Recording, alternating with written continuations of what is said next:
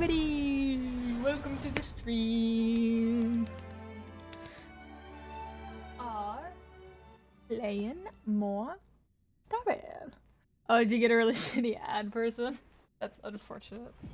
But hello, hello, hello! We are here. We are playing Star Rail.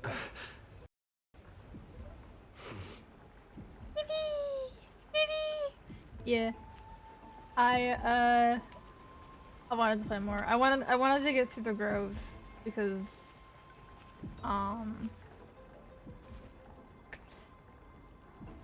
yeah. This is a bad a bad place to stop off for multiple months. So yeah, we'll get to meet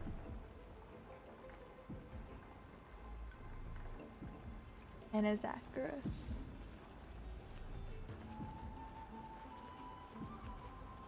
But yeah. Okay, I gotta open my drink. Sorry, I'm like buffering. Nothing is in the right place right now. Like my phone's on the wrong side. My drink wasn't in the right place and it wasn't open. Ugh.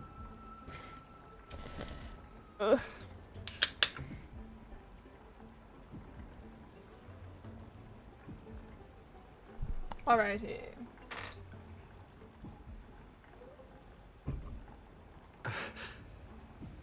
Why does it keep auto-correcting to...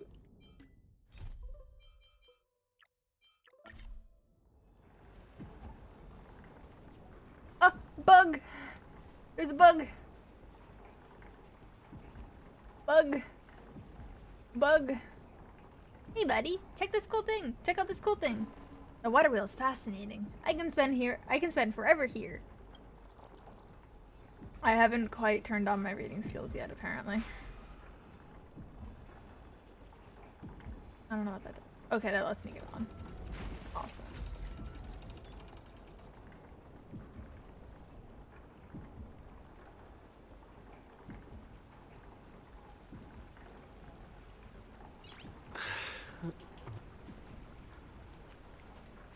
Okay, it does stop. Just. Oh. Hey. My chest.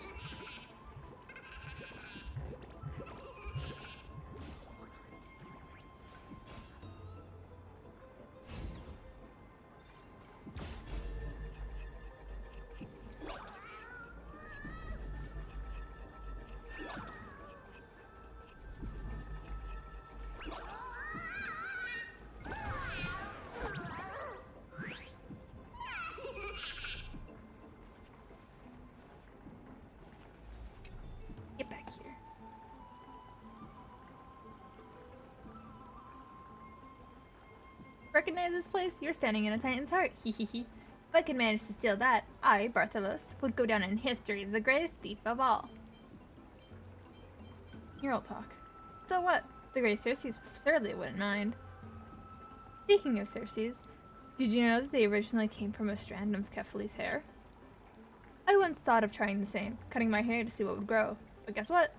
I suddenly realized I had no hair. Ha ha ha.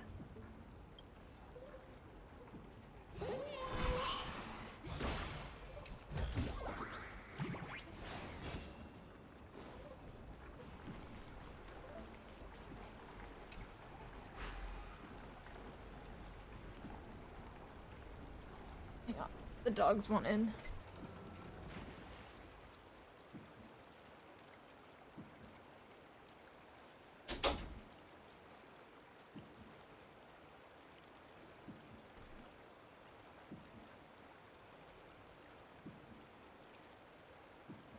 All right.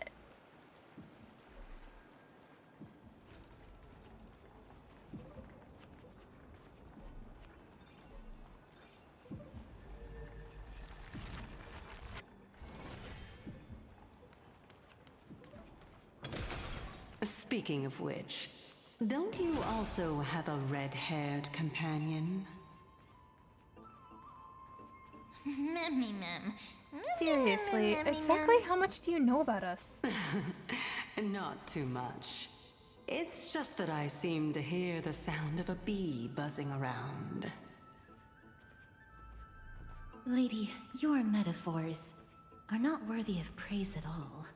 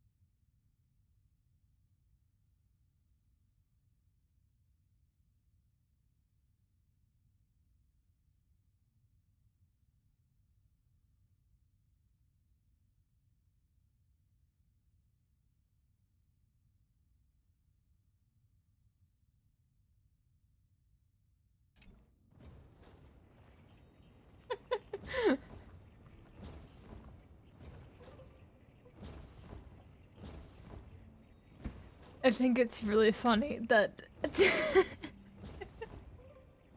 so many people that Bip interacts with all end up going, Bip doesn't like me! Bip doesn't love me! It's really funny. Bip hates me. Stuff like that. It's really silly.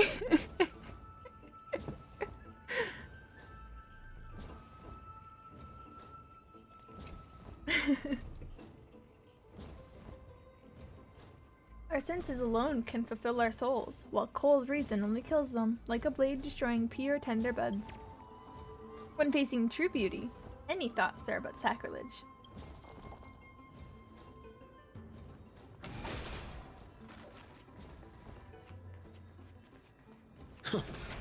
Oh. My bad, I saw breakable and went breakable. Duality of Circe.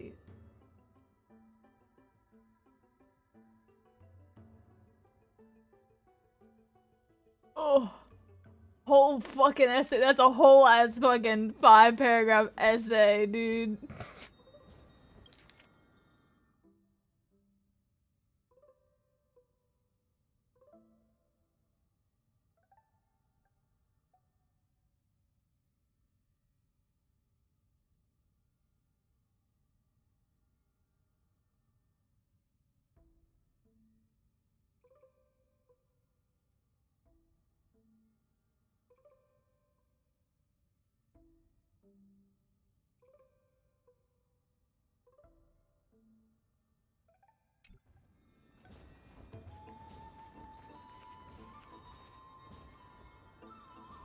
What is this? Oh.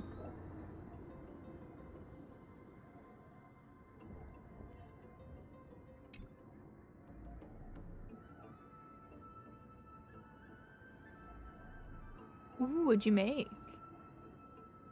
Old Titus, you must get moving. The courtyard of storage has been lost. You must leave now before it's too late. Ha. But you're planning to stand your ground as well, Anaxa. First, call me Anaxagras. Second, what do you mean as well? Do you mean you want to die here in the grove? Have you gone senile? It's really funny.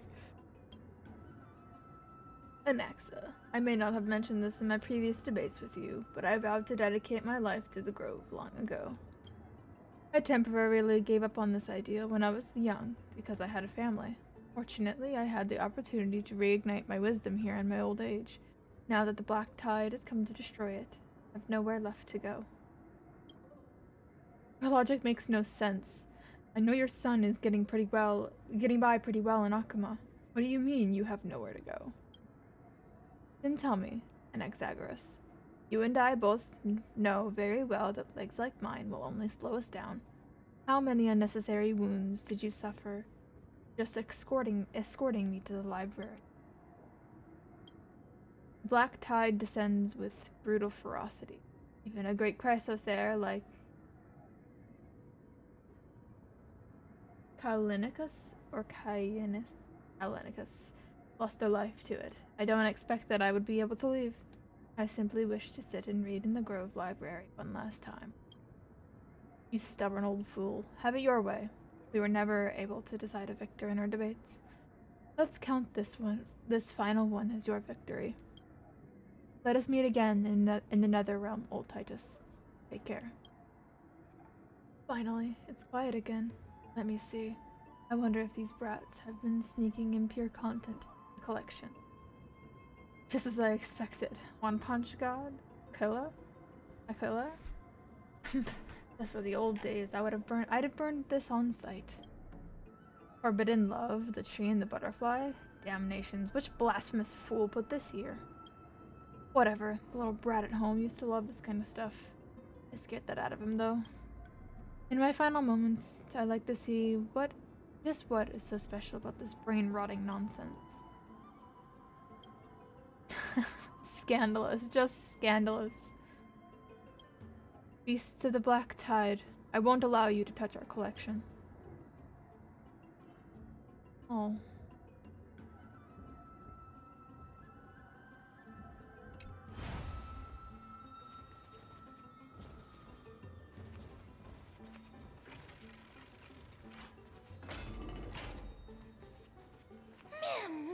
Finally, some fresh air.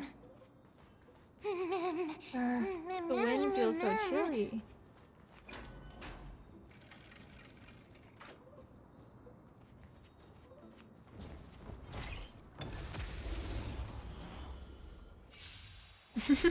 This is being in sync? I choose you!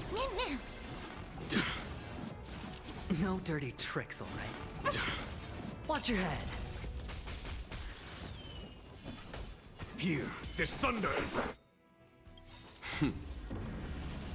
Show no mercy. I hit the mark. Serenity is before me. Follow my charge. Conflict is pitiless! In this mortal, I will watch over you and guide you on your path. Here, there's thunder! I'm on it. Show no mercy.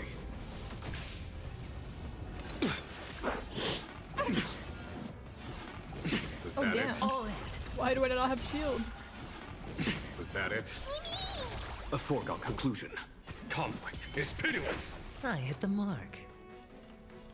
Torment and doubt, farewell. There's no time to lose. Here, there's thunder! Reach the end of the story in your own way. Looks good.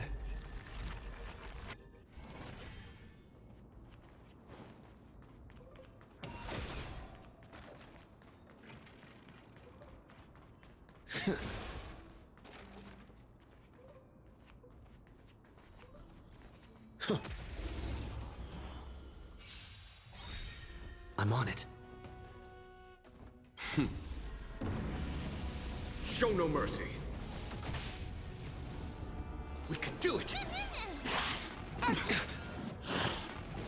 just don't learn.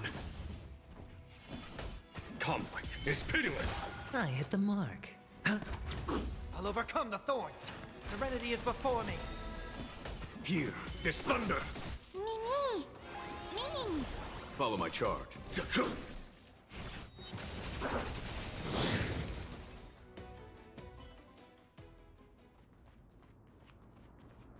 Oh. There's a whole other way to... But that's not where I'm supposed to go. I gotta go this way.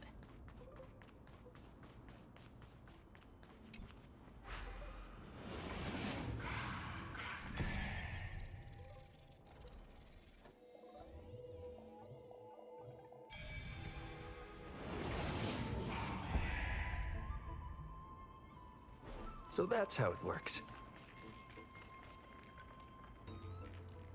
Whoa! It's little Gray, little Cass, and the pink puppy! Forget it. I'll just be a puppy. Be forgiving.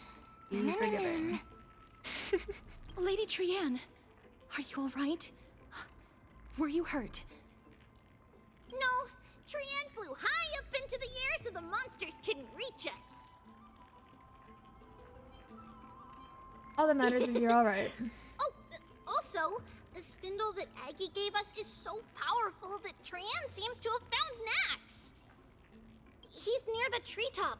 Even though our perception of him is very weak, it's not like the White Dryads from before.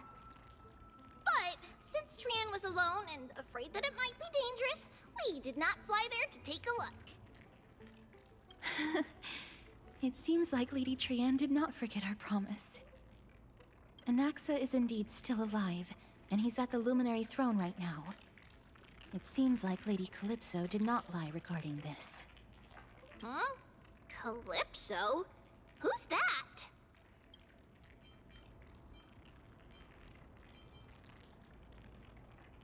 A spirit wandering in the grove. A spirit? Trianne wants to meet this spirit that even the gold thread can't sense. Come here and meet our other companion. Hmm? Where did she go off to? Coming and going without a trace. She's such a strange person. Oh! Actually, Trianne also found this. Could this be related to the person you're talking about? This is a piece of burnt cloth. Yup! Trianne found it on a branch not long ago. Trianne even used the golden thread to search around and found that the entire grove is giving off a similar aura.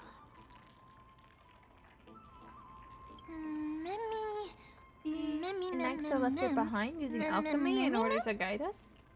Trianne doesn't think so. Because when Trianne picked it up, we didn't see anything at all. And judging by the golden thread, the aura seems to be all around. Lady Trianne, where is the aura gathered at right now? It seems to be... Oh! A little higher and a little ahead of us. The Dome of Devotion. Calypso, just what are you hiding? Ooh, hand.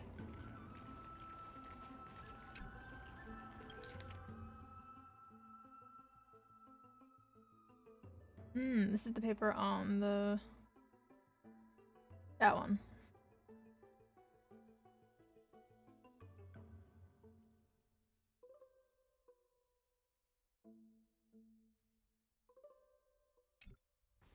Interesting.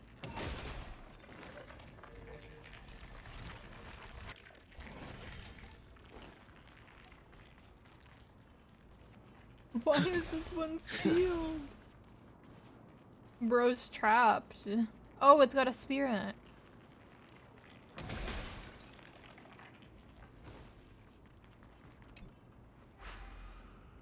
I want to get that coin that I saw because my ass will forget about it being there.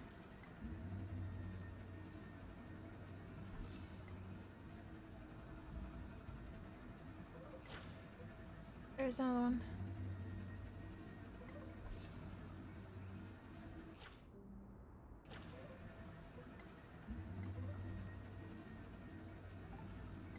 I think that's another.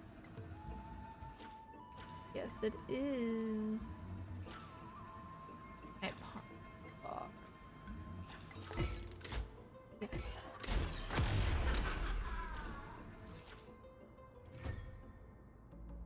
Hell yeah.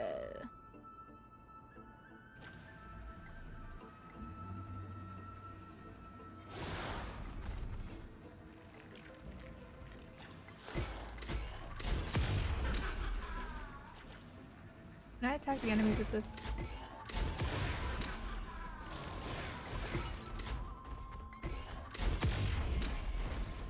I can!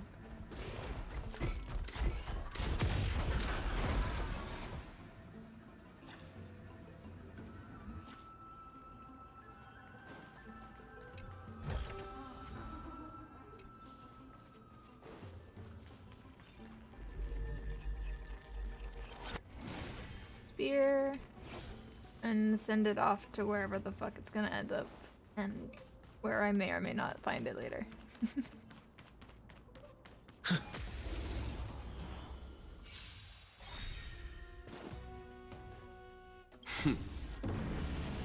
Show no mercy. I choose you.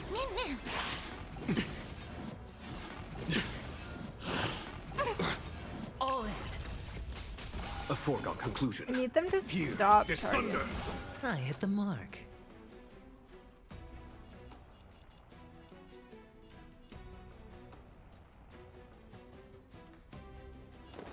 It's on I need the me. extra shield right now. I'll overcome the thorns. I'm on it. Mimi, Mimi! Mimi! Me! Mimi! Follow my choice. Conflict is pitiless. Sure, I'll play along. I've heard the call. Torment and doubt, farewell. There's no time. Here, this thunder. I need him to get healed. Reach the end of the story and oh yeah. Oh, come on.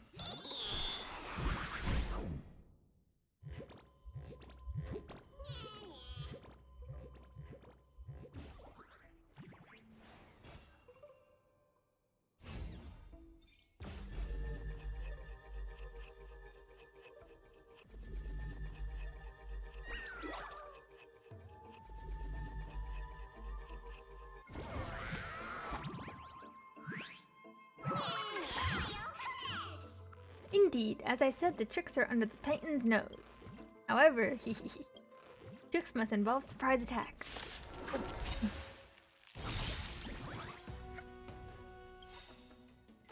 Pull out all the stops for this one. Time. Show no mercy. In this mortal form, I will watch over you and guide you on your path. We can do it!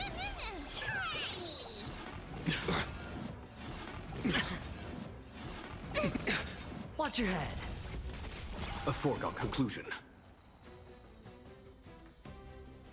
Let him with this Conflict attack. is pitiless. I hit the mark.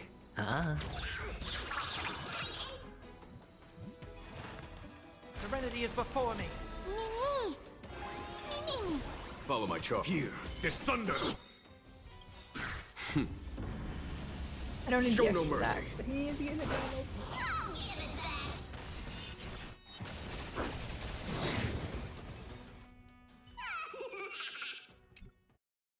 Find skills and agility. The treasure chest stolen from under the Titan's nose is yours.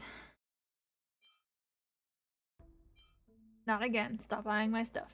Stingy. World thieves share spoils when they work together. I've never seen anyone as typhus as you. Fine. It's all just a game anyways. Even Ancestors Agrius once said, the ultimate meaning lies within the game. Only the game can make its meaning point back to itself.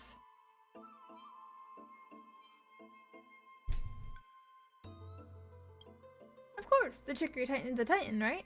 If they're all just talking nonsense, then how do the Titans maintain their dignity? Alright, world friends now. Take your treasure and devote yourself to your own game. We'll meet again, hee hee hee.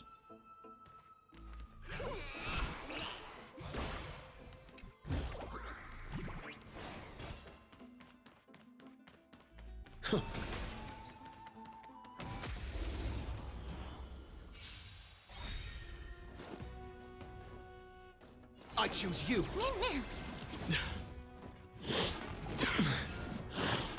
No dirty All in.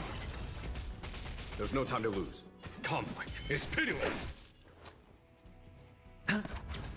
I'll overcome the thorns, torment and doubt. Farewell. Me!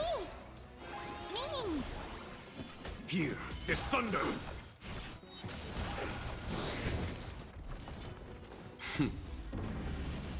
Show no mercy.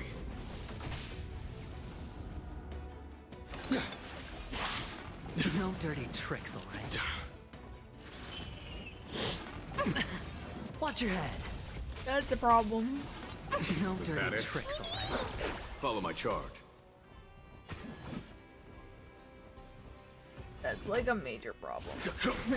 I hit the mark. Need to fix that now. Spend freely. I've heard the call. Serenity is before me.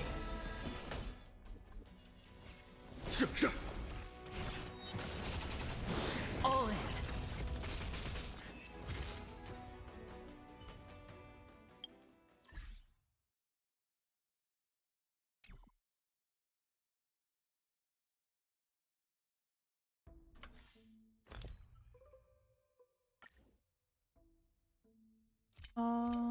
I need.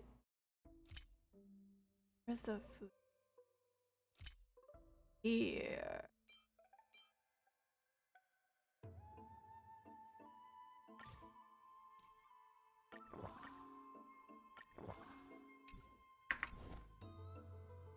Okay.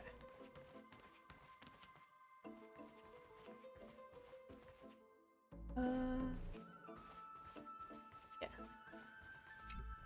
This way. Hello, Mika.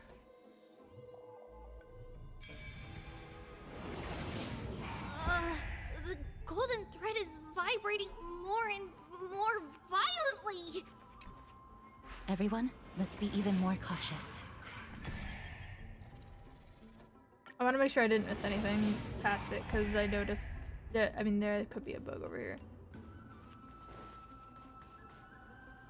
No, but there isn't a seat. Actually, see a right away. That was with the story kind of. Okay. Head back up.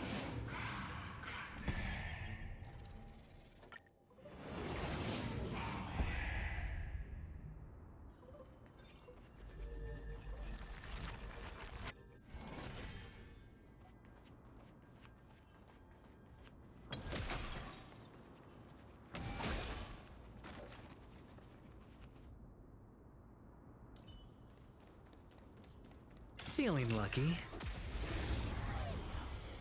I'm gonna run around as adventuring for a bit because all these enemies are weak to this damage type, so. We can do it!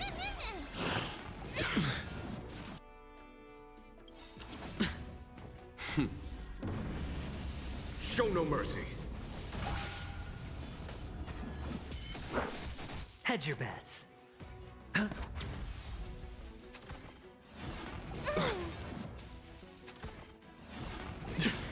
Watch your head. Seek and you shall receive. Serenity is before me. Here, this thunder! This is being in sync? Mimi! Was that it? Mimi! Mimi! Conflict is pitiless! All in.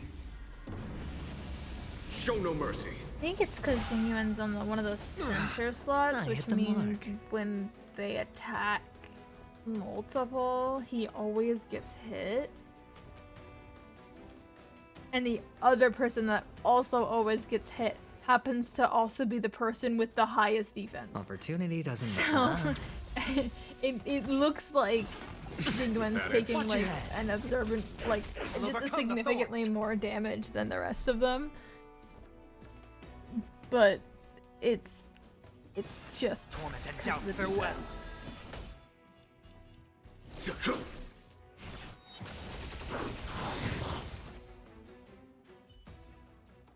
As if victory were ever in doubt.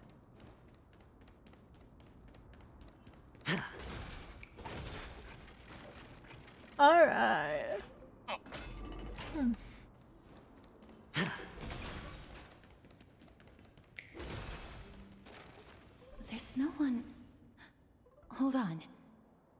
butterfly of divine mind is gone?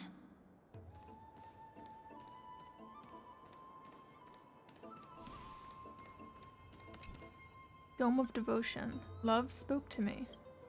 I am the untamed wind, arriving unbidden to embrace your flame. Gently entwining, I stoke your fire to brilliance, then let it slowly die down.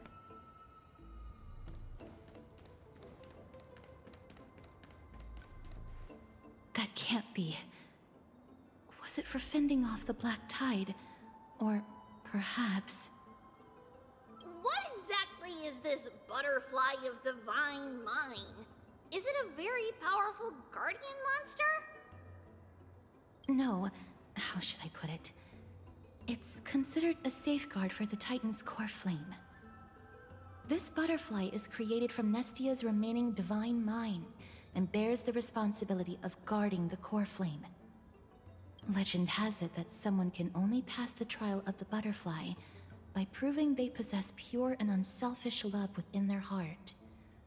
Only then can they awaken the great tree to open up the path to meet Circes.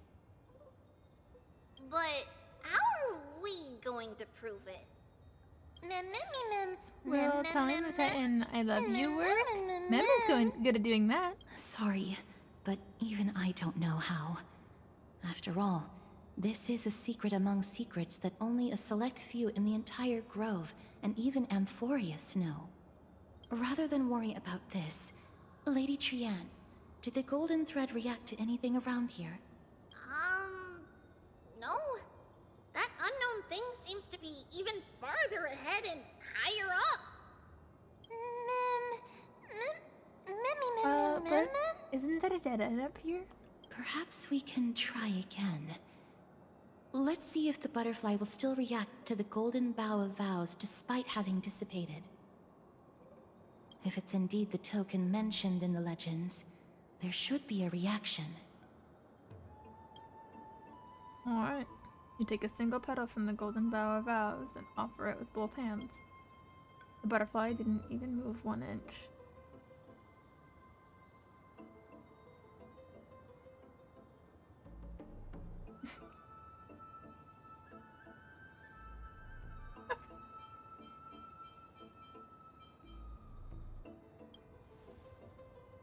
Even in the native myths of Amphoreus, it all boils down to sincerity brings miracles. Show genuine intent and the butterfly will surely respond.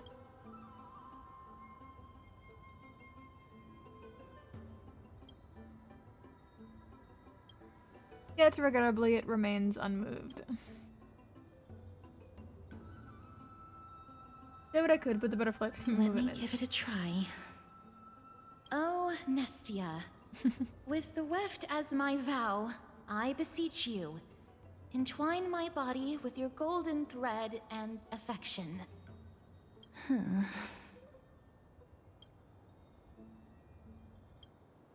The butterfly still didn't move 1 inch. Lady Trian! Oh? And even Mem? Where have they disappeared to? Little Gray, little Cass, look over here, quick! Memmy, he's about to burst into flames! The voice seems to be coming from the Star Chase atrium.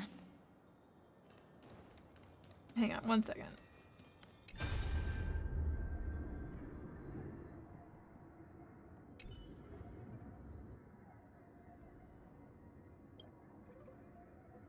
One strike.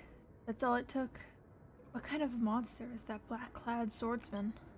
They've vanished. Without you, Artakama, our defenses crumble. We can't hold. Run, Cyanane. Save yourself. No, I'm not leaving without you. This won't be our end. No, listen to me. Just go. Don't talk to me. Don't talk like that. You're a Chrysos heir, remember? I've spent my whole life chasing your shadow, looking up to your golden blood. Don't you dare give up now. Here, try grabbing onto my shoulder. Cyanane, behind you. No, when did the Black Tide monsters, the others, they're all... You never listen. Just like when we were kids. Guess we're both troublemakers, sis. Dad never caught a break with either of us, did he? Remember how he used to drag me into your schemes? Sister? It doesn't matter anymore, sis. We'll all end the same way. Dad would be proud of us. Monsters of the Black Tide. You want a heart, Articana, comma? Why don't you just try it? Looks as if Sinan is taking something from her sister's body. You imagine it must become some kind of weapon. Oh.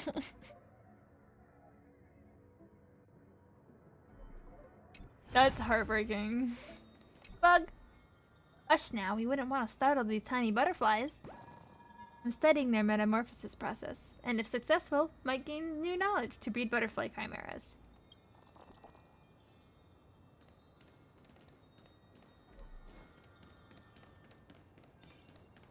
Alright, this way.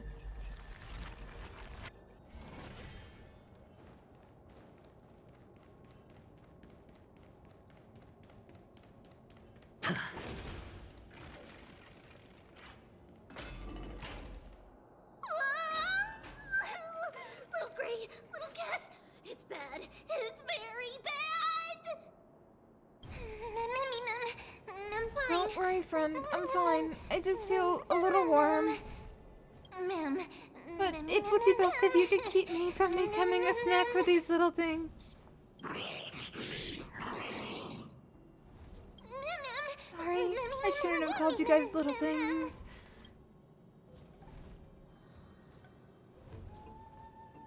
Lady Trian, what exactly happened just now? Trian and Memi were looking around to see if there were any mechanisms nearby. But just as they went to take a closer look at that big piece of amber, they were surrounded! I see. Let's get a move on. The orbs belonging to Ornyx's priests should be nearby. Hopefully they'll be of some use. Memi, ma'am. I'll leave it in your capable hands. Before I'm cooked, let me first think about how to apologize. Alright. Oh.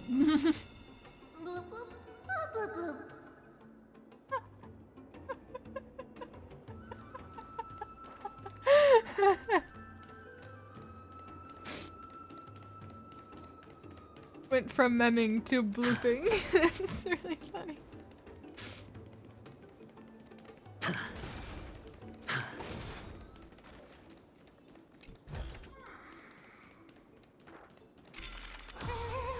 My fur still drying.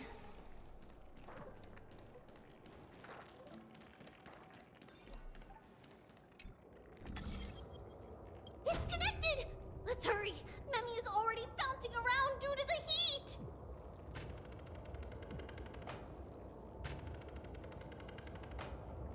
Yeah, but I don't know if I can get over there.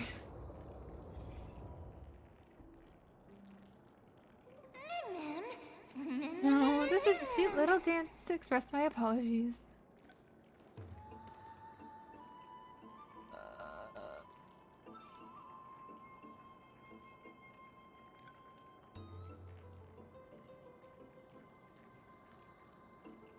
No, I think the way would be to do this.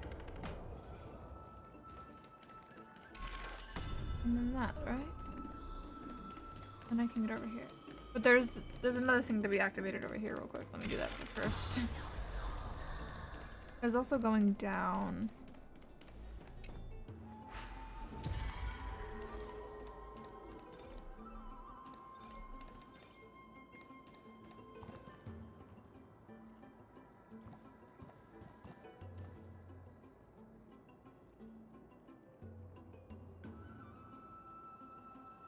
I see. I'm able to go down from here.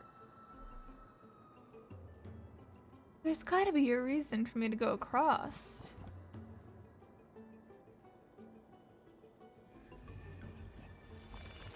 I don't want to. So warm. Much comfort.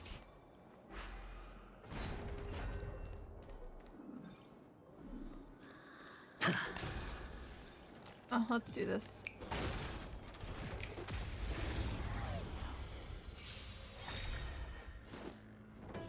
I choose you. Mim. You that just it? don't learn. Was that it? All in. Conflict is pitiless. I hit the mark. Show no mercy.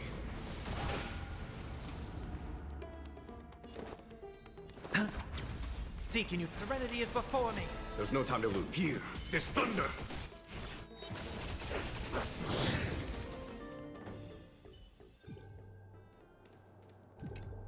Okay.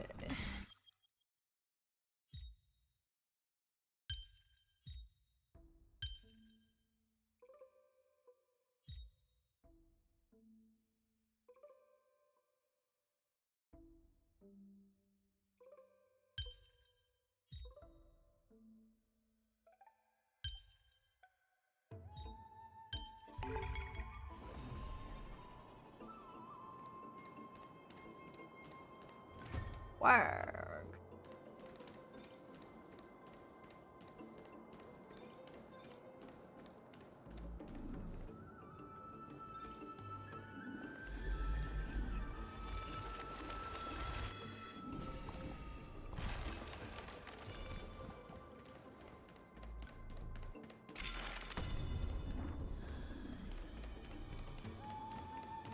Ah, I can get to the big fancy chest.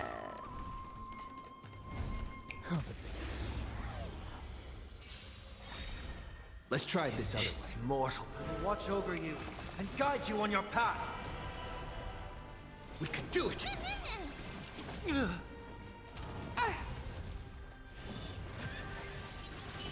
Follow my charge. Conflict is pitiless.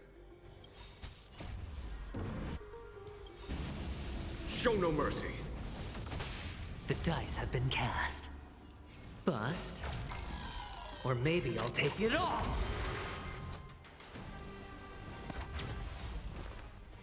Torment and doubt, farewell. There's no time to hear this thunder. Me. Follow my charge. Conflict is pitiless.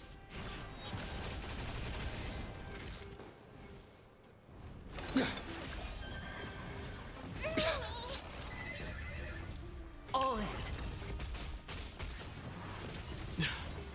Sure, I'll play along.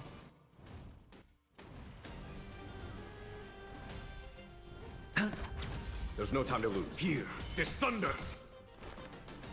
Serenity is before me. Follow my charge. Conflict is pitiless. Show no mercy. I probably should have used insurance skill, but it's fine. We win.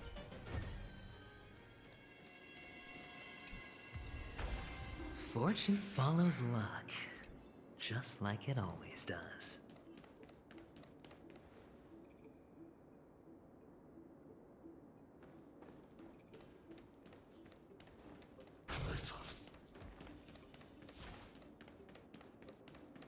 You can't get me. Ooh, just over here. I don't know how I didn't see that earlier. This is hardly enough for a seat at the table.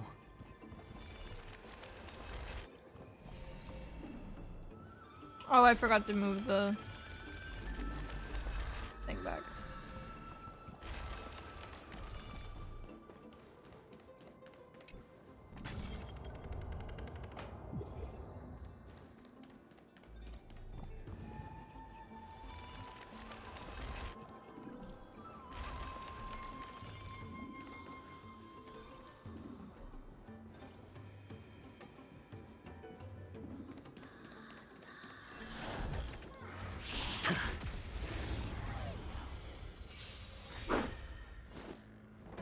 We can do it!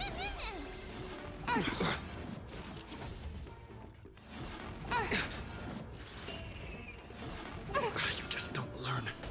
Here, this thunder. Hedge your bets.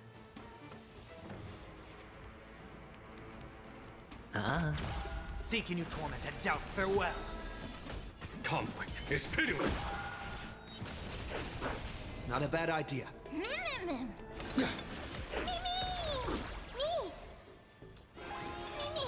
There's no time to lose. Here, this thunder. Show no mercy. It's of no consequence. Sure, I'll play along. I'll overcome the thorns. Serenity is before me. Follow my charge. A little bit overkill, but it's fine. As if victory were ever in doubt. I don't need to go up there. But let me just double check that there isn't anything in this time. In this time space, it's up there. Right, there's the bug.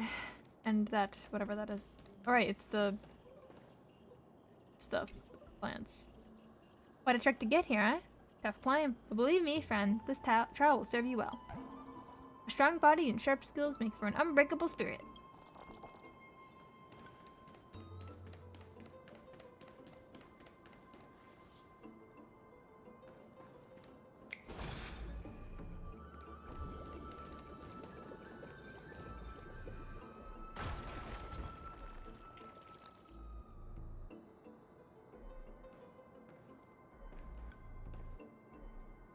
Oh, I can't reverse it from here.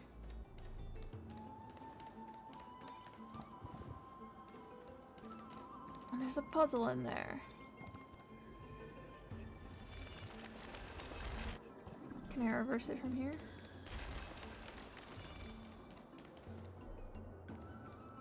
Still not close enough.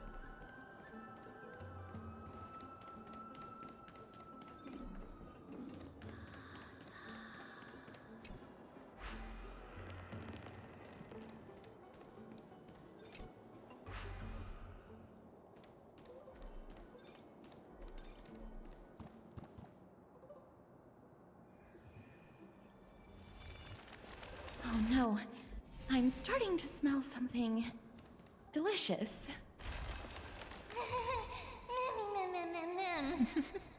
That must be because I can't help keep. I cannot fucking speak. Apparently. You're finally here, friend. I've been waiting for a while now. Let's surround them. It's time to give these bunch of ungentlemanly fools a taste of my fiery and fatal allure. Pretty hot right now. Feels like I've reached medium well. Now perhaps I'm on the verge of becoming well done. In this mortal, I will watch over you and guide you on your path.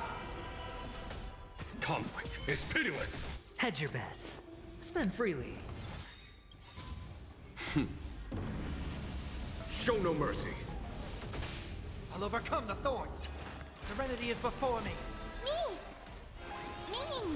There's no time to lose. Here, this thunder.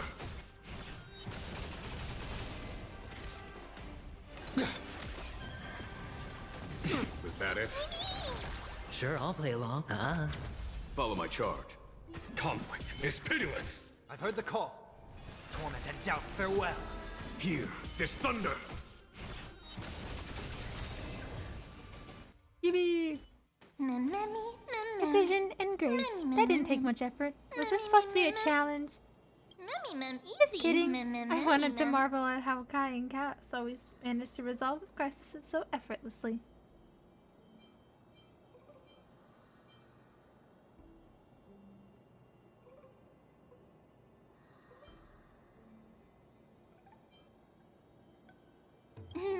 My friend, you're too humble. In that case, I'll just have to settle for being second best, while Cass can be the best. I'm glad that everyone is all right. Speaking of which, this piece of amber is... A remnant of Nestia's core flame. To get to the throne at the treetop, gather the embers before you with the golden bough of vows, and present it to the divine butterfly. Whoa, where did you come from? Maybe her hair just does that. You finally appeared, Lady Calypso.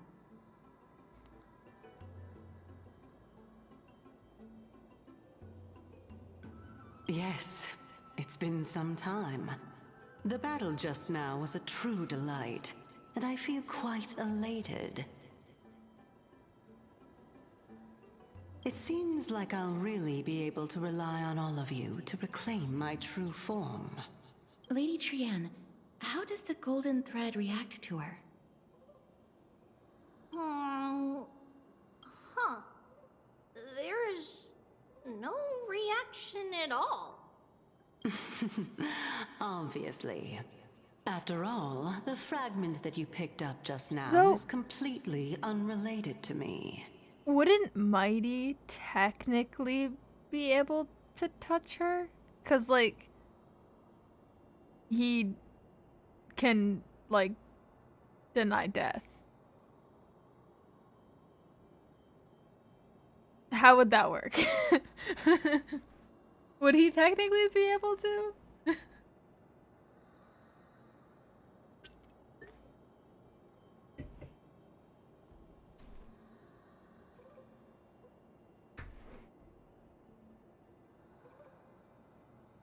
Ah, that's true. Maybe her hair isn't deadly, it's just her. Or it just does that. I like the idea that her hair just does that. All right. Just do as I say. If you're able to pass the trial, I will tell you everything truthfully.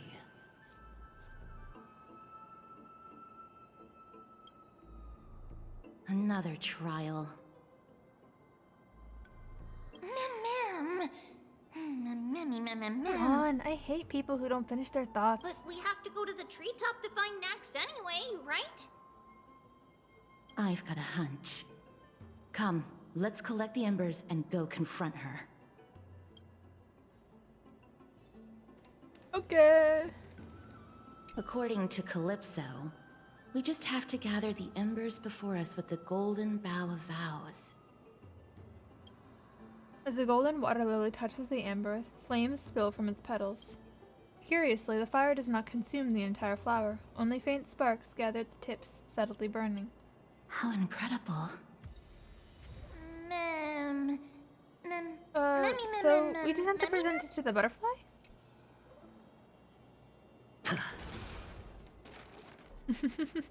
The cone of water.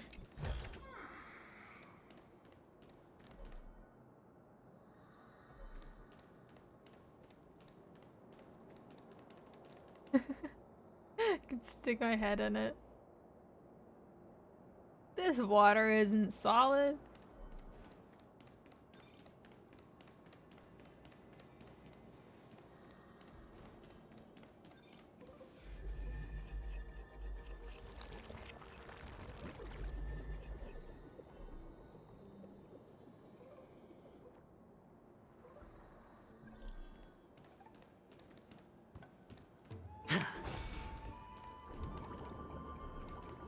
Oh, does this break imps back there? I see.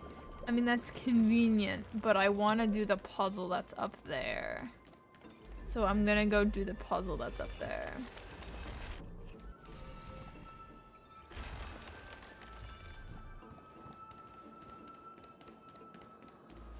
Oh.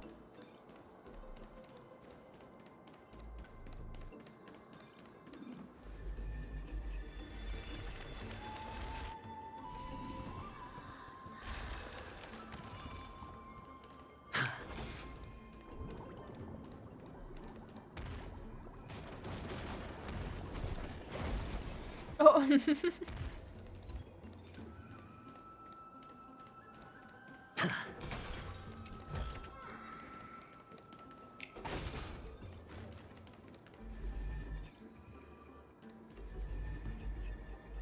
Let's put you back.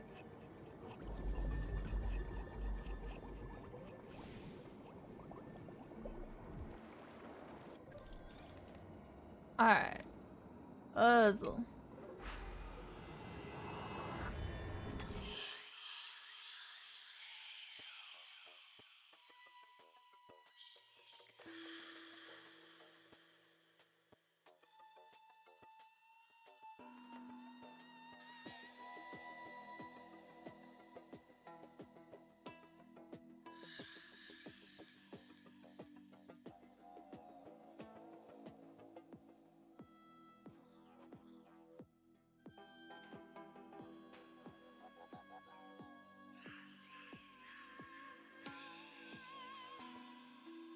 I get 6 moves. 2, 3, 4, 5, 6.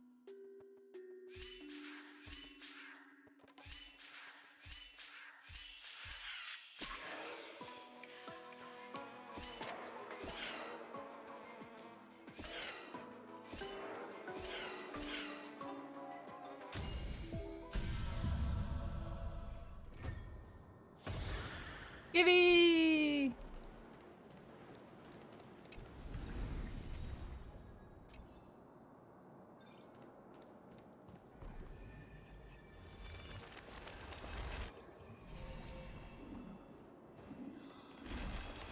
Alright.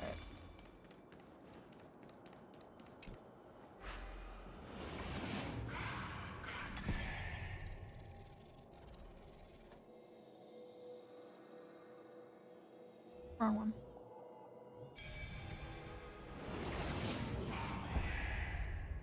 I keep trying to use the left stick to move it instead of the right stick.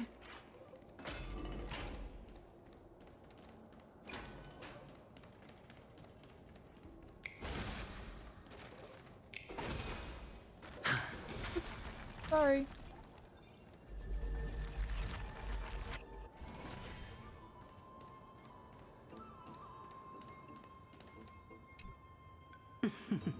It seems like you managed to gather the embers. In that case, just offer it to the divine butterfly. It'll be fine. Let's just do as she says.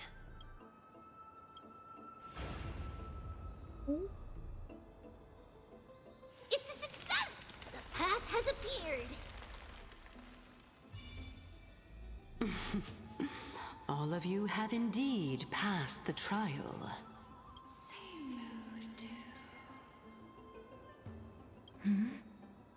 The sound of a butterfly's wings.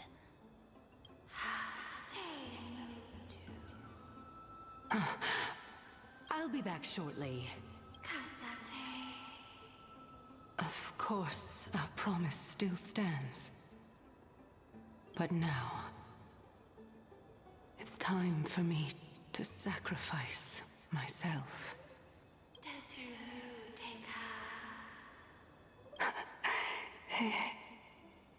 If the West Wind ever ends, let that be the place where we reunite.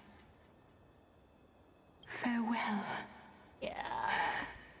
my love. Yeah.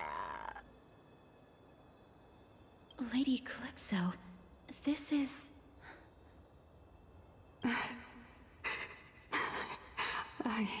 It's nothing much. Thank you so much for your help. Now, it's time for me to fulfill my part of the promise. Well, in that case, I can start. You're actually Cersei's, right? What's going on? You're the Titan? Oh my. The children of humanity have passed the final trial at last.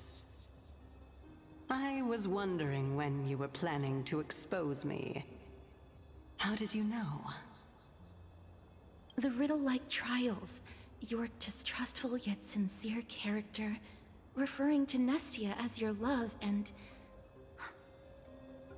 The head of the Litophagus is actually called Medea, and not Calypso. Since you knew from the start that I was not who I said I was, why did you wait until now to expose me? Because I did not believe that Cersei's would walk this world in a human form. I was also afraid that the Titans were under the control of the Black Tide, and would do us harm. Also, to make a claim, one must have evidence. This is the precious knowledge that I acquired during my time at the Grove. Excellent. To think we were able to gain a new chance at life in the midst of death. Fate truly is a mysterious thing. Well, shouldn't you also tell us why you went through all the trouble of setting up these riddles? Oh, the reason's quite simple. I needed your help, and just like how you were wary of me, I had to ensure that you were not villains who were trying to get their hands on the core flame. I also had to ascertain that you were capable of dealing with the threat at hand. Is this threat related to the Black Tide? Indeed. And it's even more related to that lost item from before. Its owner is a quiet and paranoid hunter who seems to have been reborn from the Black Tide and is attacking along with it. Oh. As I could not do anything about them, I split my body up and escaped to avoid harm.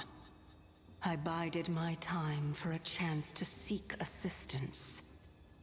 Unfortunately, this was not a sustainable long-term plan. What you mean is that you hid your own core flame? Indeed. I split it into 3.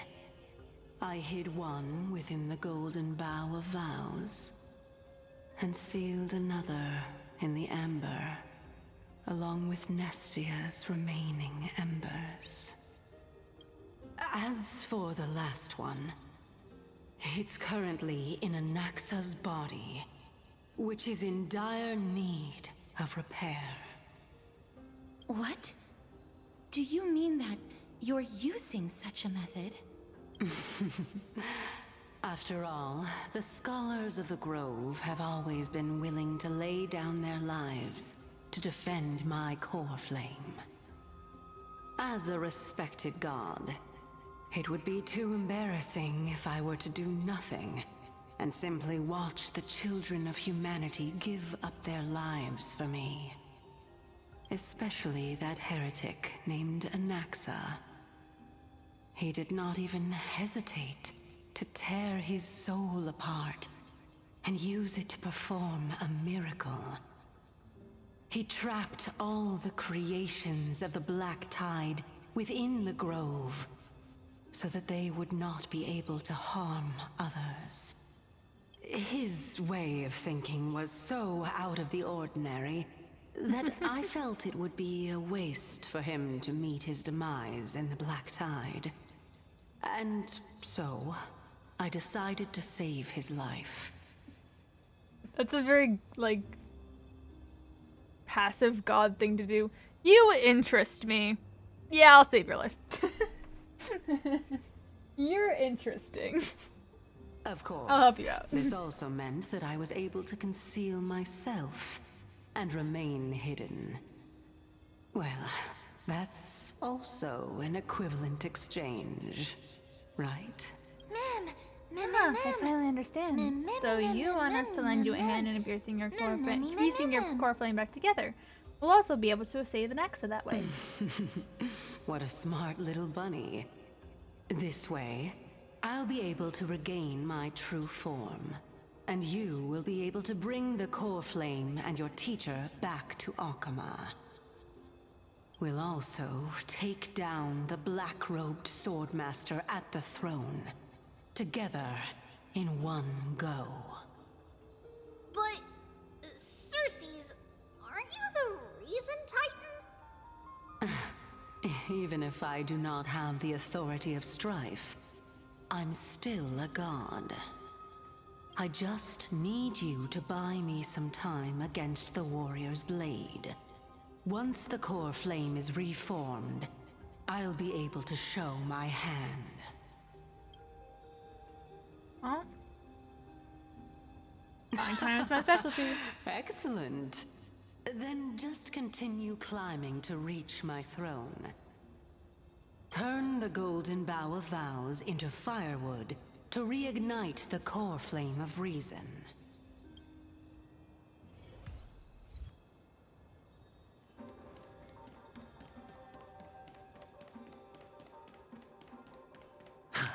I'll leave it to you, children of humanity.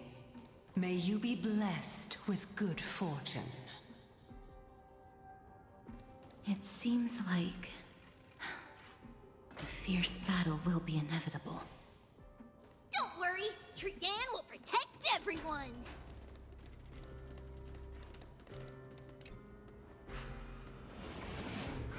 I'm always so scared of advancing when there's dialogue like that because of it might like cut itself off. Ahead lies the Luminary Throne. That's a lot. Oopses. And also, the battlefield that we're about to step onto. Ma'am, Ma'am? Can you feel it? Memmy, what's wrong? The memories here have a very intense smell. It's the scent of bulrush, sand, and the blazing sun. Ma'am. Is this Professor Anaxa?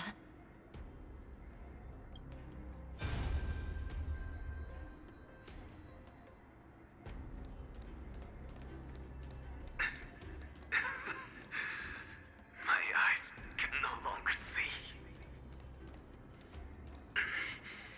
No matter. All I have to do is to place this body at the core of the array.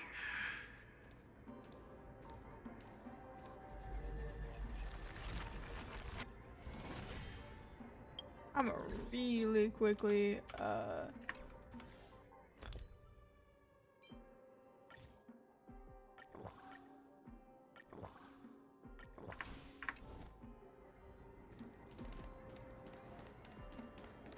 For the sake of Amphoreus. Die with me, Titan. Ooh, this is really cool looking.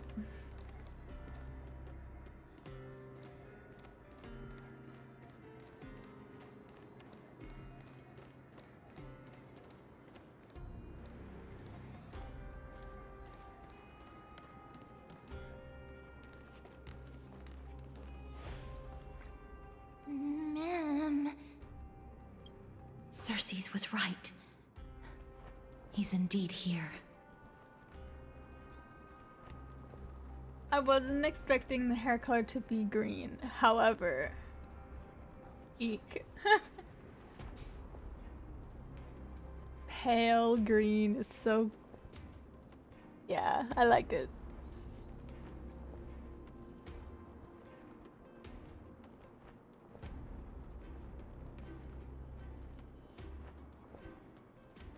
With the fading into blue, it's beautiful, actually.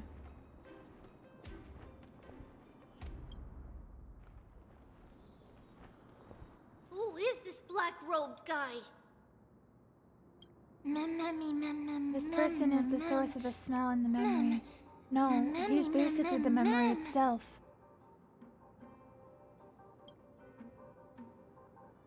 The burning paradise, the shattered sun, and carnage, death, and destruction.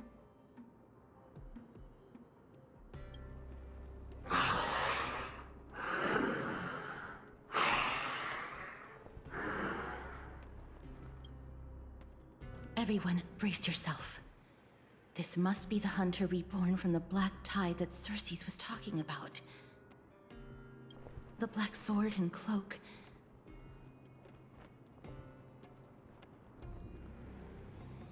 I don't know if The that's the piece of color I'd cloth. use to describe The that north wind that sword. sent over the I also deathly wouldn't really fog call it a of sword. Thanatos. What?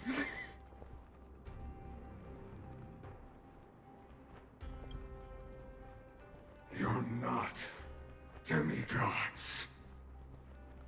Stand down or die. Aw, I was hoping for somewhat of like a face reveal. But it's a... Quick, run! It's just us! We won't be able to defeat them. Don't worry. I'll get everyone.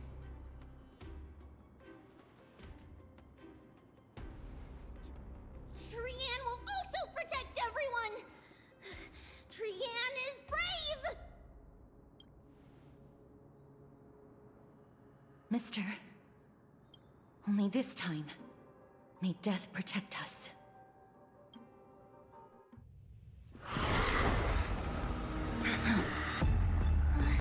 Be careful.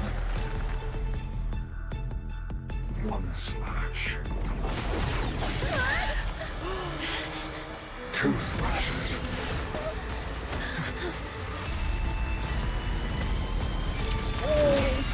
Fuck. Three slashes. Are enough. Okay, but he kind of ate. Who exactly are you? Let's try it this other way. All right.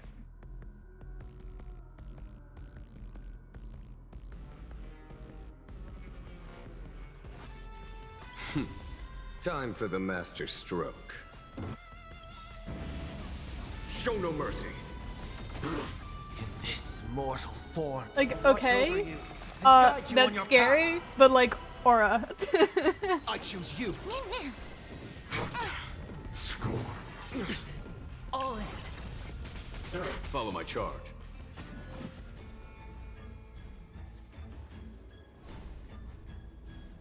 Conflict is pitiless. Spend freely. I've heard the call. Torment and doubt farewell. There's no time to hear this thunder. This is being in sync. Trust me. We can do anything. So powerful. Cersei's was right. Where is she? Is the core farm still not pieced together yet?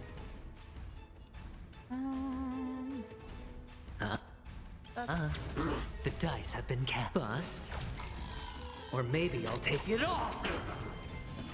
Conflict is pitiless. Show no mercy. Return to the There's no great dirty tree. tricks. Watch your head. Offer your souls to the fire. Not good. Be reduced to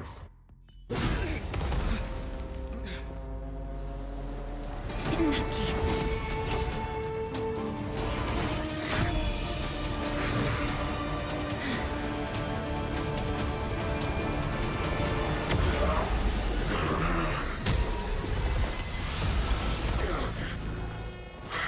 I love the cutscenes in this game.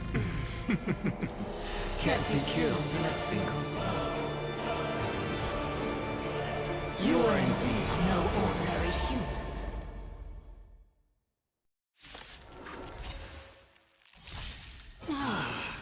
How Annoying. Children of humanity, don't waver now. Let's just destroy them. One by one. Well, I'm not in a hurry anyway.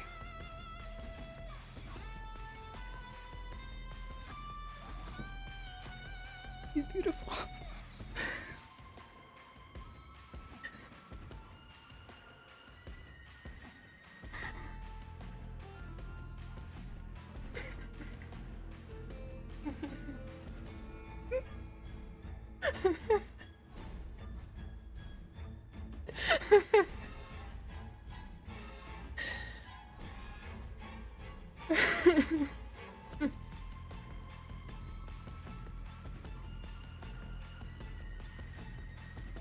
Okay.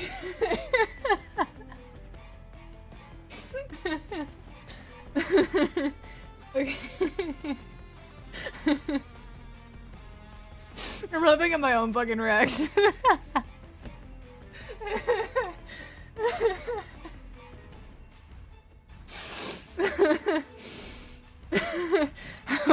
I was quiet for so long, trying to think of something to say about how I felt about that cutscene. And he's beautiful. It's the only thing I could come up with.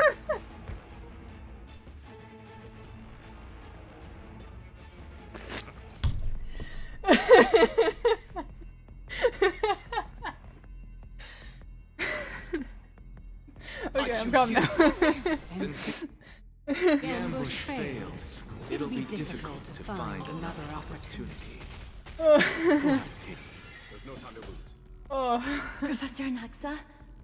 No. It's Cersei's. I'm calm. Ma'am! You're here. You're finally here. I missed you so much. All right. Bide your time, but don't waste it. This mortal form will watch over you and guide you on your path. There we go. Now I can do that. This thunder! And then now I have no qualms about. Yes, actually, you first. Then you. Show no mercy. Conflict is And I'll pitiless. have. Hedge your bets. It's on me. I've heard the Oh, call. but now I can't do it. It's not it. It's fine. 'Cause I did some things This is out of being in order. sync. Trust me. We can do anything. I like how I also wasn't losing the battle before. Either. I wasn't particularly winning, but I wasn't dying. So much more tiring than thinking. Here, this thunder!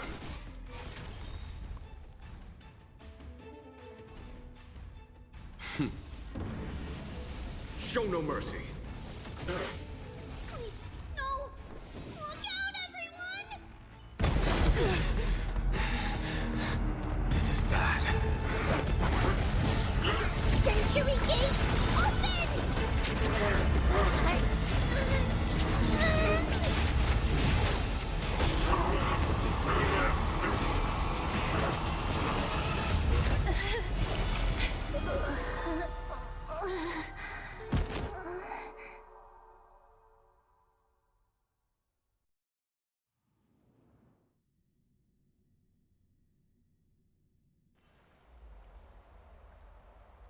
Yeah, no, that his attacks were scary. That was a close call.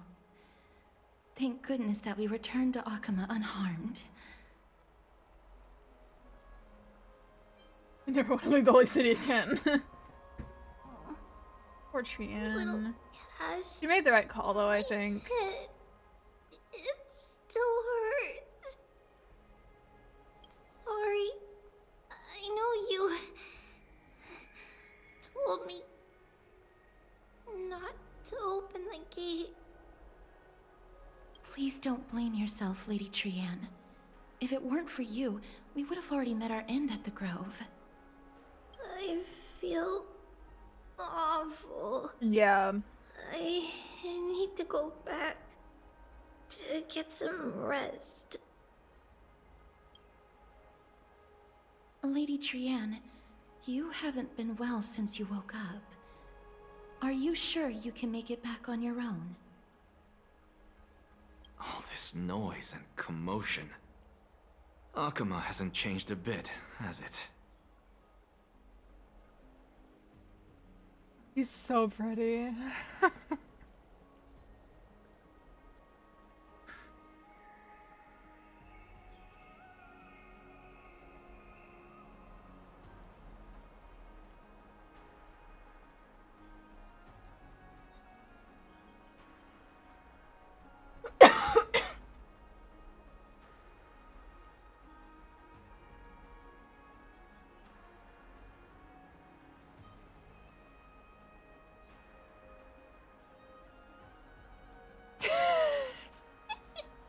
Yeah, yeah. To be fair, he's got a lot of the traits that I like. Just a lot of small things that are very like, I would like.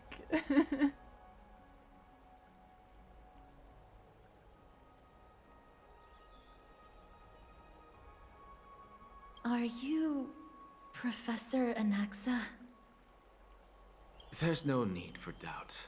The Titan no longer speaks. It is I, Anaxagoras of the New Sporists. Indeed. You are the only one who would refer to yourself like that. Professor, let me be frank. The mission Lady Aglaya entrusted us is to search for survivors, uncover the truth about the disaster at the Grove, and retrieve the core flame of Cersei's. That does not surprise me. And now, I'm a survivor who witnessed the entirety of the disaster, as well as the defenseless bearer of a core flame. Are you going to bring me to Aglaya to fulfill your duty? That is indeed my duty, but I prefer not to present you to her as a captive or spoil of battle. Fine. There's no need to make your life difficult. I'm not against meeting that woman. But I have some things to take care of first. The families of some of my fellow Grove Scholars live in the Holy City. Before we meet Aglaya, I want to visit them. Because Lady Aglaya will probably be against it. Let me guess. That woman will not only prevent me from visiting the families of the deceased, but will also suppress any information about the Grove. She's always been that cold-hearted. My fellows at the Grove gave their lives defending the Core Flame and fighting the Black Tide alongside me. Their families deserve to know the truth. You intend to do it without her knowledge. Do you really think that woman would treat me well, even if I behaved and proved my loyalty? I wouldn't mind seeing a bit more anger on her face. Are you going to stop me, Castorus? I will accompany you, but please understand that Lady Aglaya has her own considerations. You truly have the makings of a fine scholar, putting yourself in other people's shoes like that. Let's go. I won't go overboard. So, after all these years, you and Lady Aglaya are still... Neither of us is narrow-minded. You should know the root cause of our conflict.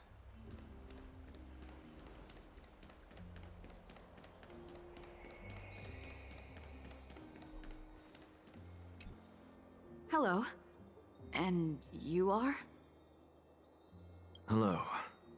If I'm not mistaken, you are Kallinicus's wife, right? Yes. Oh, are you a messenger? No wonder I haven't heard any news for so long. There's been a change in personnel, hasn't there? Ma'am, Kallinicus passed away a few days ago, defending the Grove against the Black Tide. So... did he manage to defend the Grove? Huh? Yes. He managed to protect Cersei's core flame, at the cost of his life. I see.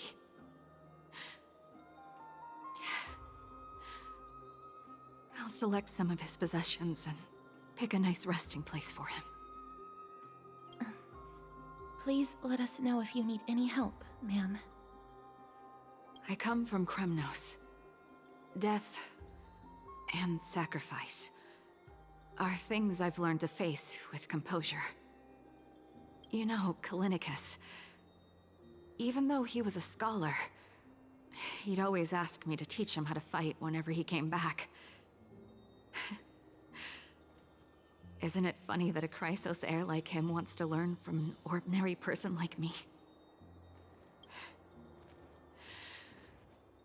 I've been prepared for this for a long time. In times like these, any ordinary goodbye might just turn out to be a final farewell. I'm really sorry. There's nothing to be sorry for. I was once a warrior, and I'll find my way back to the battlefield someday. With the coming coronation of the new king of Kremnos, I'll take up my lance against the creatures of the Black Tide, and seek vengeance for my husband.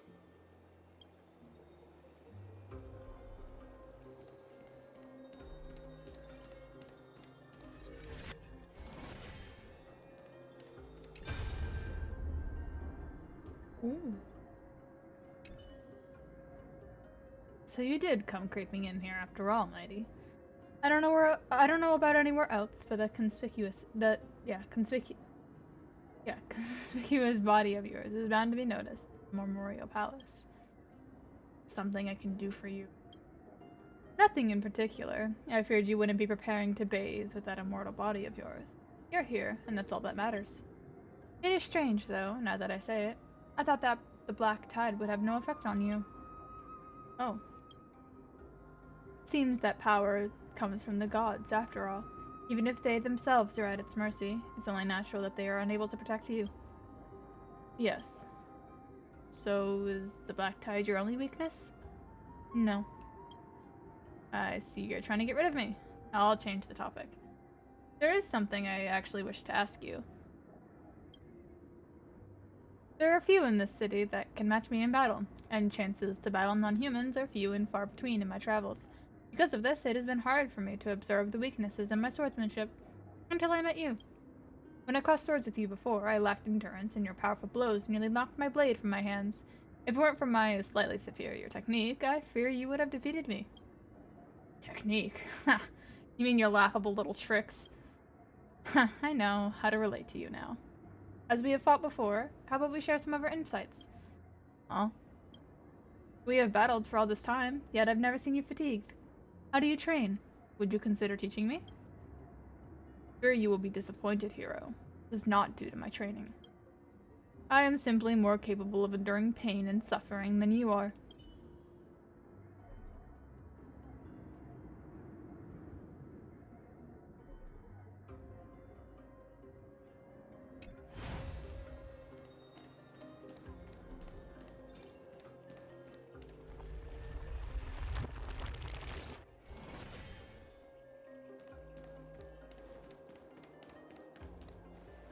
Didn't I already repair that one? Isn't this where... Oh.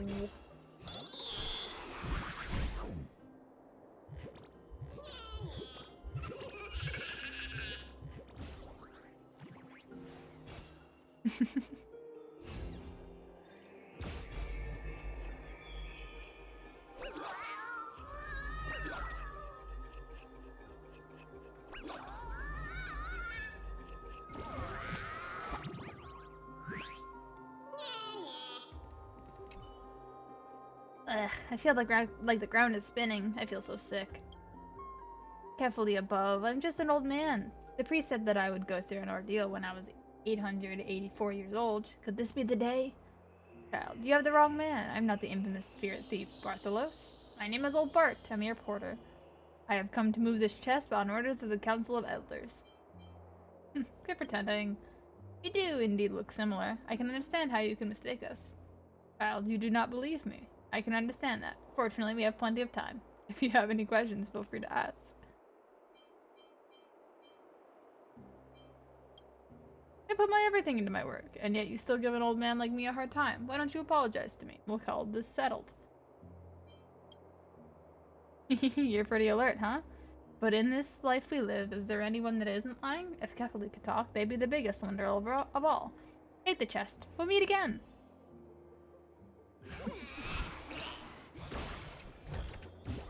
A reward with no risk? I'll take it.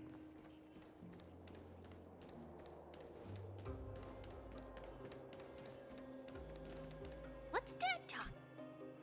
What's wrong? I'm busy. There's a lot going on in the city and I've got my hands full. Mister, we're sorry to bother you, but...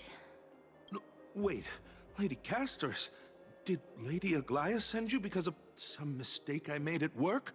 Keep your cool, Titus.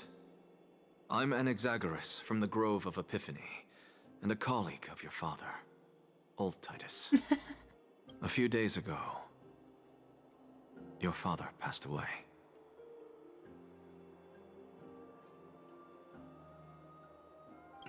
Wait, what?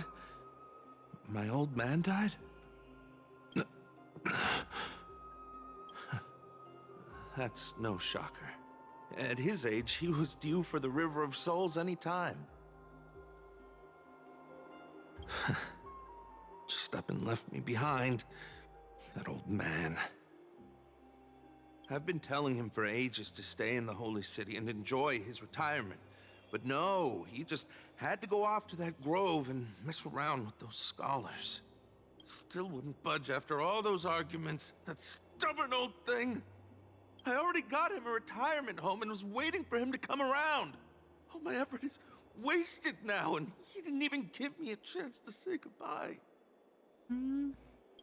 That bullheaded old man, stubborn as a mule. What's Dad talking about?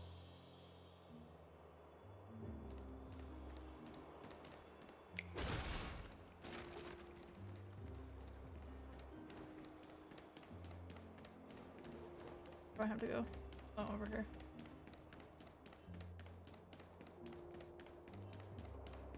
Ooh, bug.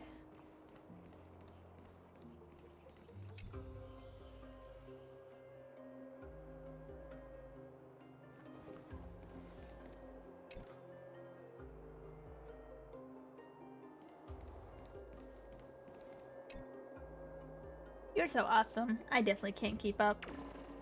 You're not going to eat me, are you? Don't eat me. I'm dead. Wah.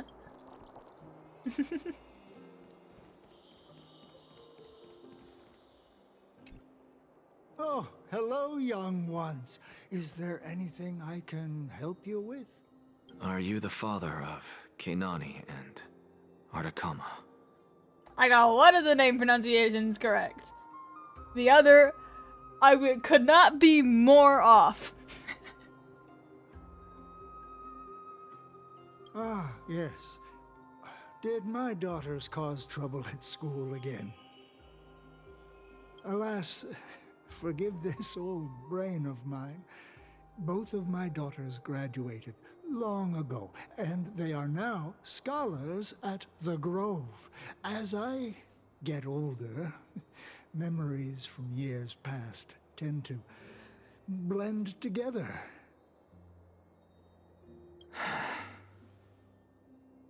What's the matter, young one? Why so quiet? Did my daughters really get into some trouble? If they refuse to apologize, just let me know. Their old dad can still talk some sense into them. This is breaking my heart. What should we do? I really can't tell him. Mr. Fabio. The Black Tide took Keinani and Artakama. What? They fought until their last breath against the Black Tide to defend the Grove.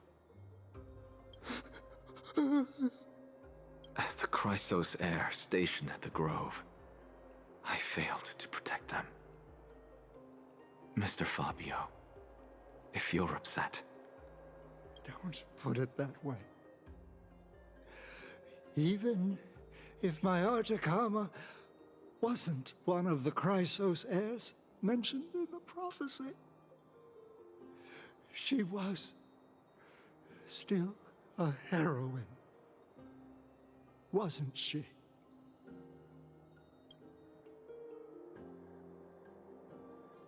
That is it.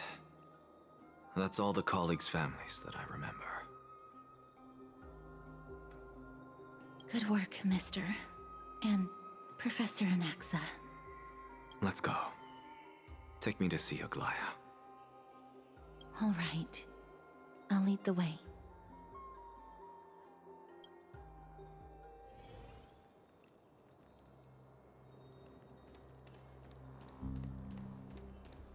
That was so devastating.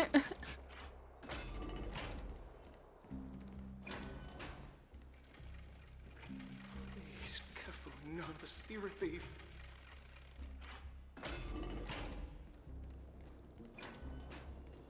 Be in awe of Georgios. Let's go back for another sip.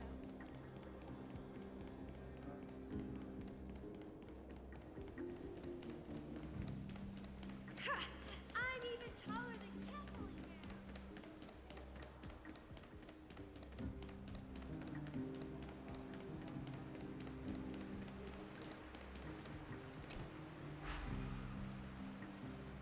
now. The platform is never down here because I always go up there and then get teleported away by the story. I never walk back down.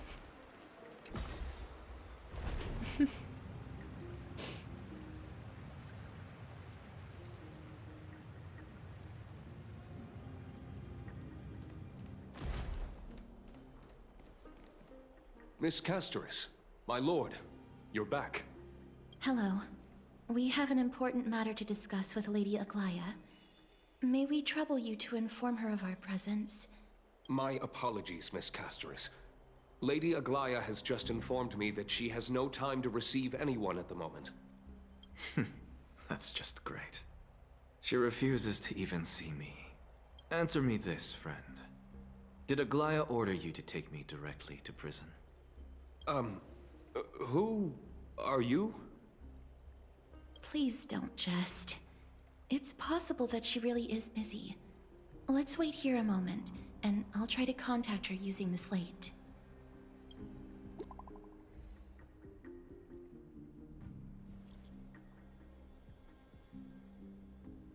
Kai and company.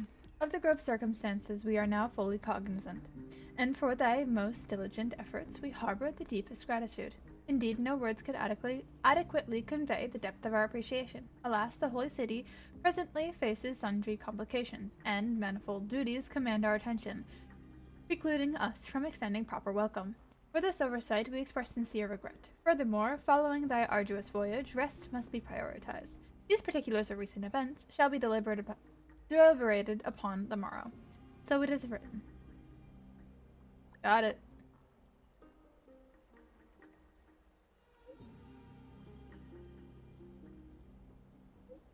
That elegant style must be the garment maker. Dear garment maker, please inform Lady Aglaya thus.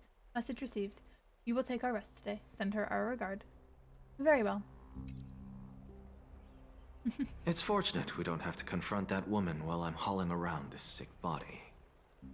Castoris, and this friend I haven't gotten the chance to know, I'll take my leave for today. That Titan made a myriad of adjustments on their own. My head still aches from that. I don't want to stay a second longer in this noisy city if I can. Please be careful. Akama isn't the Grove. This place is covered by her golden threads. I know. That woman is extremely confident I won't escape her grasp. Don't worry. As I said before, I'll mind my behavior. Mister, so many unexpected things happened on our journey to the Grove. We truly had no intention of putting you in danger, let alone face the Black Tide head-on.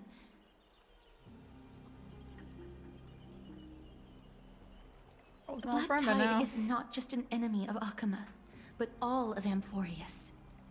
Even back when the forces of strife coveted the Holy City, their warriors still undeniably halted the Black Tide outside Castrum Krymnos. Nigador's core flame now sits vacant, and the Black Tide has returned. The Grove is an academic city with the best understanding of the Black Tide. It shouldn't have fallen so easily, and yet it was taken overnight, leaving the city in blood and tears, haunted by the spirits of departed heroes. The trial of strife is imminent. I pray Mighty will be able to steel his resolve soon.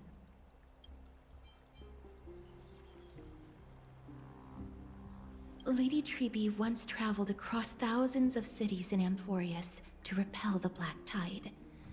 But even they have no recollection of this powerful enemy in all their journeys. Perhaps the fall of strife has triggered even more terrifying events in unseen places. As for me, I detected a strong stench of death from that entity. But it wasn't because it had a connection with Thanatos. I'm afraid it's purely because it has sent countless others to their deaths. Speaking of Thanatos, Mister, there is something else I wish to verify with you. You must have an idea of the curse I bear by now. I was born as the shadow of death, a poison shunned by all living beings. Yet when you caught me in the grove, I'm curious why you weren't affected by my power, mister. Yeah, I was gonna say, like, I had totally forgotten about that until you brought it up. I'm used to it, I'm just special like that. I'm just built like that.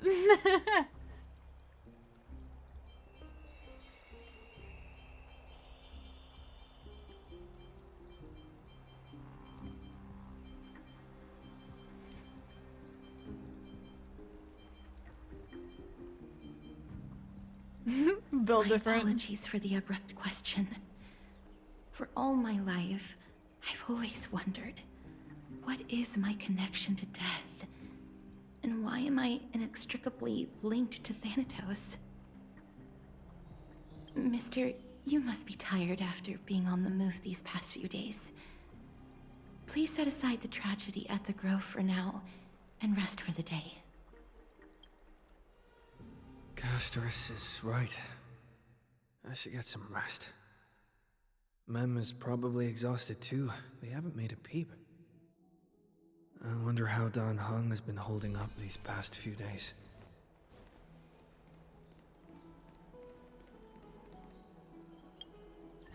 We have memory.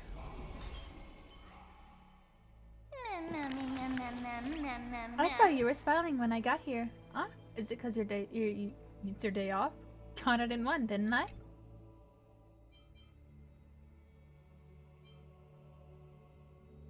Praise be to days of rest. Hi, I can only imagine how hard you usually work, so let's shout it loud together. Praise be to days of rest.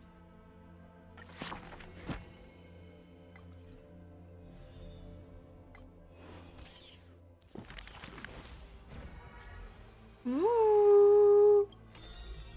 Ooh. His being upside down is interesting.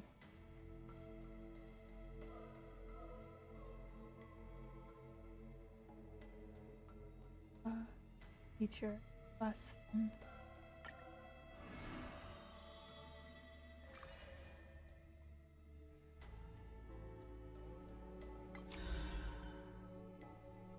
Demised scholar.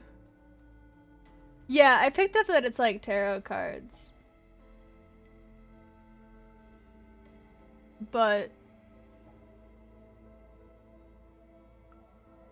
he's just naturally upside down.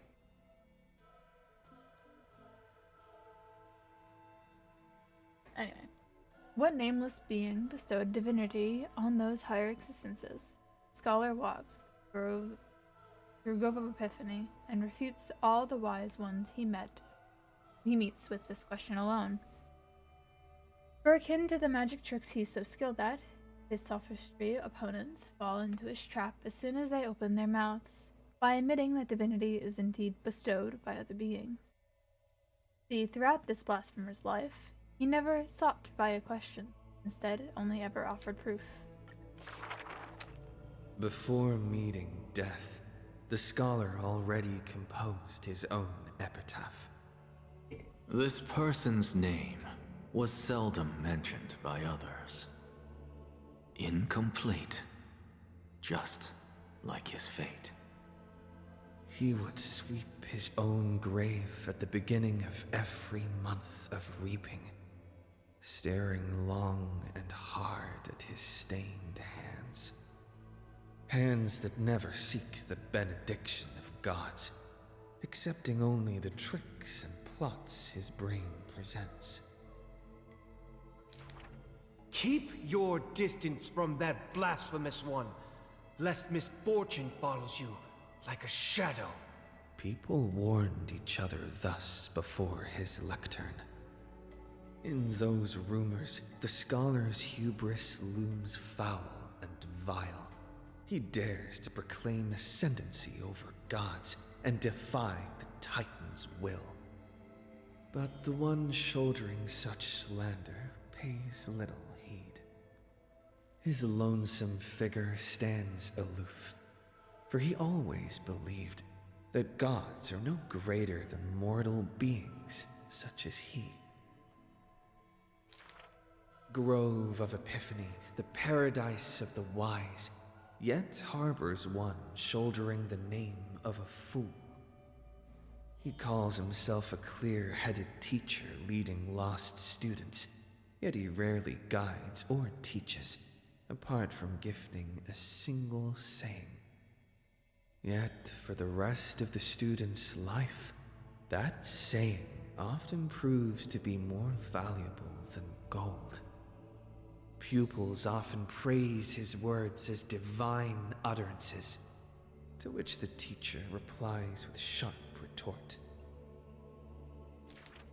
Apart from destiny, he seems able to decipher all laws. Hello. And now, Welcome in. even destiny may also be within his grasp. It was not so in the beginning, as he silently recalls the past under leafy shade. Faced with a god's edict, even I cannot resist. With no guidance given, he reaches enlightenment for the first time. Yet, I sincerely believe this is not to be my destiny. That became the cause of the blasphemy. Miracles are the most conceited actions of gods. Thank you. They are God's denial of humanity via might. Magic tricks are the most articulate rebuttal. They are humanity's imitation of godhood via intellect. He habitually describes the feats of mankind as magic tricks, proving that the enlightened can step beyond the boundaries of reason. But magic tricks cannot afford to fail, even after 1,000,000 times, and for that, the blasphemous co-conspires with a god. Using the final trick, they wish to create a miracle to end all miracles. Interesting.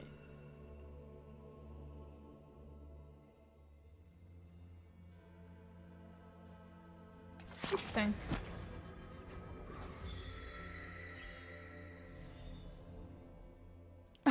They have his face upright on here. Yeah, he's standing.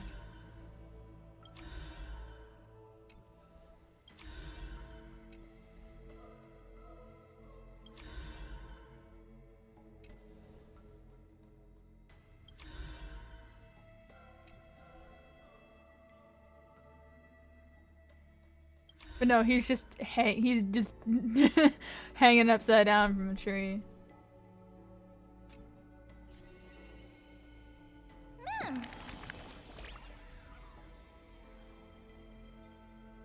I didn't previously notice the moon imagery on the book, but now that I took note of the moon imagery on the Black Cloak Swordmaster of the Black Tide, interesting. They both have they both have moon imagery on them. Wow, is this the story of a new companion? The one who looks like a scholar of some kind.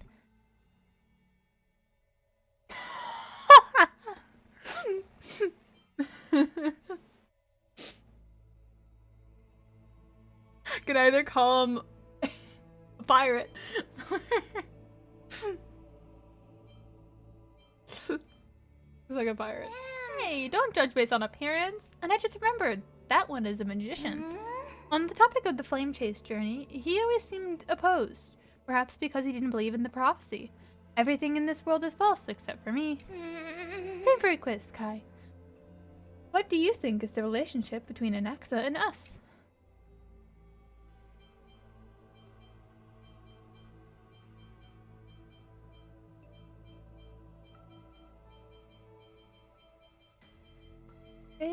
No.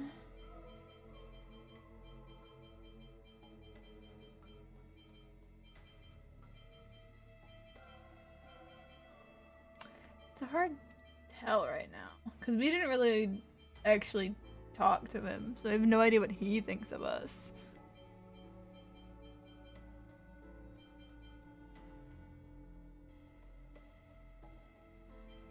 Yeah, buddies. You hungry or something? Though the ideologies are completely different, when it comes to stubbornness, he is strikingly similar to the other heroes. Aglaya even permits the Chrysos heirs to study under Anaxa. A good rival is a good friend. Everybody could probably agree on that, at least. Yeah, he still doesn't know our name. But we're different. We're the best partners when we work together. Granted, there's a lot of sun and moon imagery just in general. Probably because the city of Akama is always day and everywhere else is always night. The black tide is, I guess, night time. The bringer of night, I suppose, in a way.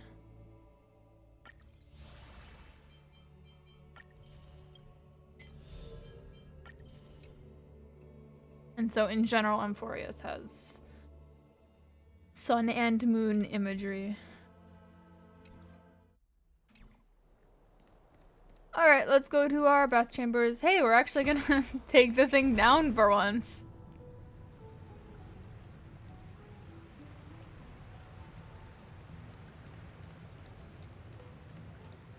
I could teleport away, but I wanted to bring the thing down for the sake of bringing the thing down. Watch. Watch. Next time, it's gonna teleport me up there. It's gonna teleport me up there, and I'm gonna have to wait for it to come up to bring me down later. Have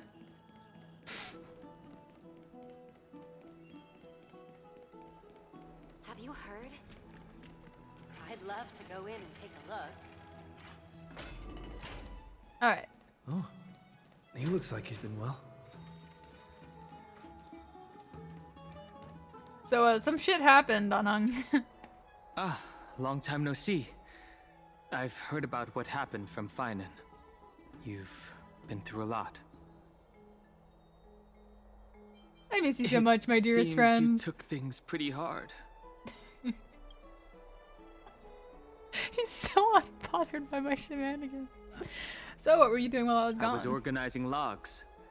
I also asked Hyacinth for some research material from the Grove. He's so used to our bullshit.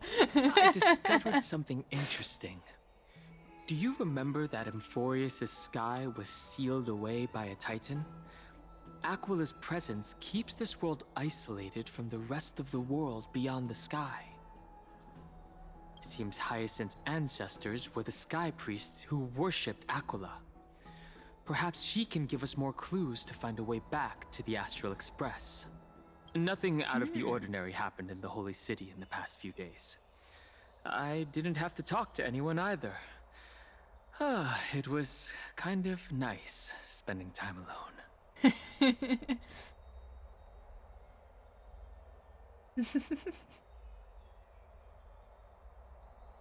Just you wait. Your good times are coming to an end. After what happened at the Grove, there's sure to be unrest in the coming days. We should rest for now. Yeah. You look tired. You should get some sleep before we set off tomorrow. Oh, by the way, I heard some rumors. If you're going to wander around, I suggest avoiding the hot bath. Why? Oh! Treeby! Trian? What's wrong? Is there trouble at the Grove? Yes, I sensed something. It was fleeting, but very strong. It feels like they're in some big trouble. Trian used the Century Gate again. Can you see what's actually happening? No, it's fuzzy like always. But the enemy's aura has disappeared. Maybe they've moved to a safe place? Let's hope that it's just a false alarm. We should place our trust in him and Castorus, teacher. They will keep Trian safe. Aggie, you're talking like we are little kids. One day, Trian will reach her limit, and Trebi will take on the role of gatekeeper from her. We are all aware of that. I am just a little concerned about her state of mind. Trian was already unable to speak, even in short sentences when they left. We want to say a proper goodbye at the very least. I will pray with you. Thanks. And Aggie, it looks like we will need you to come with us to the baths this time to unwind. It feels like neither of us have laughed for a long while. It's time to head out with the west wind! All right. Is she gonna die? Is Trian gonna die? Here's really hot and heavy. Has it always been like this?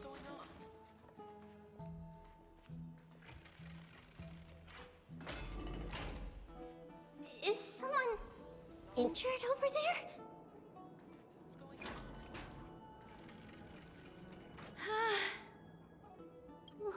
What happened here? Watch out! Watch out! For the Kremnoan! Kremnoan? This is their doing? Aggie, now's not the time to dwell on that. Let's help the injured people first. Excuse me! Coming through! Oh, you two are here as well. That's a relief. Even the Twilight Courtyard is involved? What in the world happened here? I actually just came to relax. But as soon as I got here, I saw all these people lying on the ground. I've examined them, and they don't seem to be seriously ill. It feels like they've just spent too much time in the hot water. Multiple individuals fainting simultaneously from the hot pool steam? Where is the manager of the bogs? He disappeared, and no one knows where he's gone to. Oh? Some people have been saying that the Kremnoans are behind this. Lady Aglaya, what do you think about this? Let these people rest. The two of you, please come with me. I'm scared now. I wasn't before, but I am now. Yes. While their intentions elude me, it's time to bring this farce to a close. I heard it's the Kremnoan. This is all you can do, huh? Pitiable deliverer.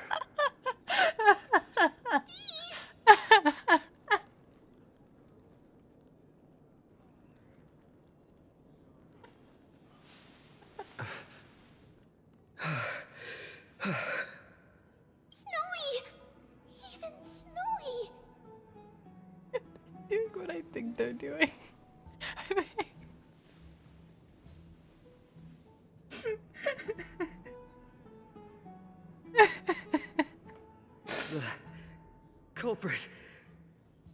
The culprit is Mightimos. Oh. Dee, what did you do to everybody? It's just another duel where I claimed victory.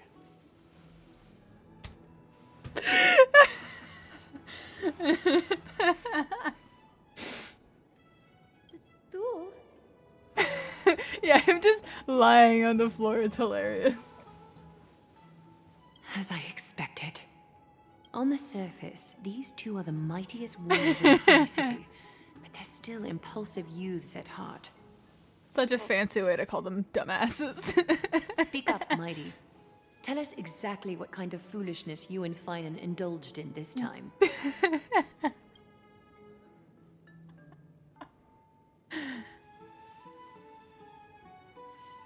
Oh, we're actually gonna get to see the conversation.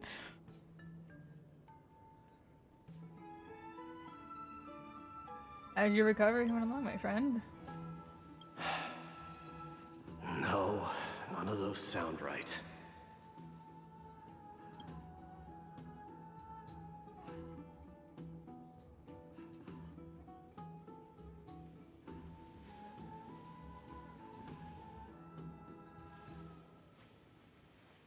he daydreaming?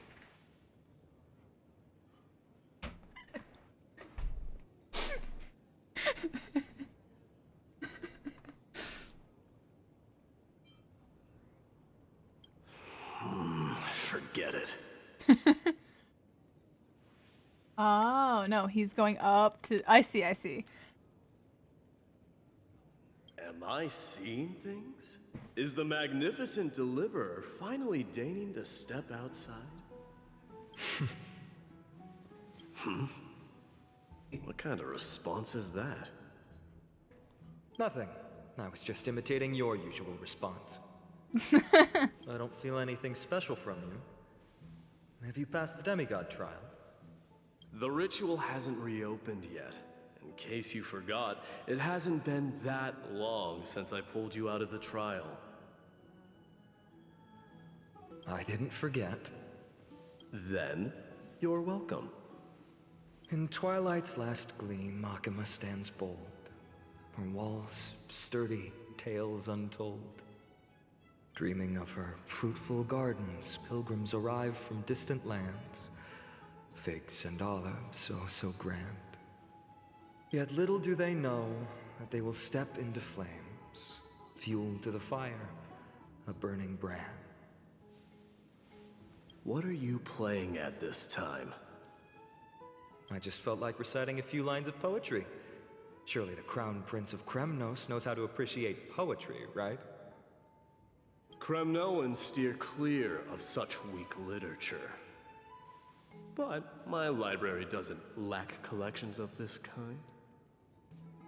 These lines express the poet's yearning for their home, just as Akuma is distant from many people's homes.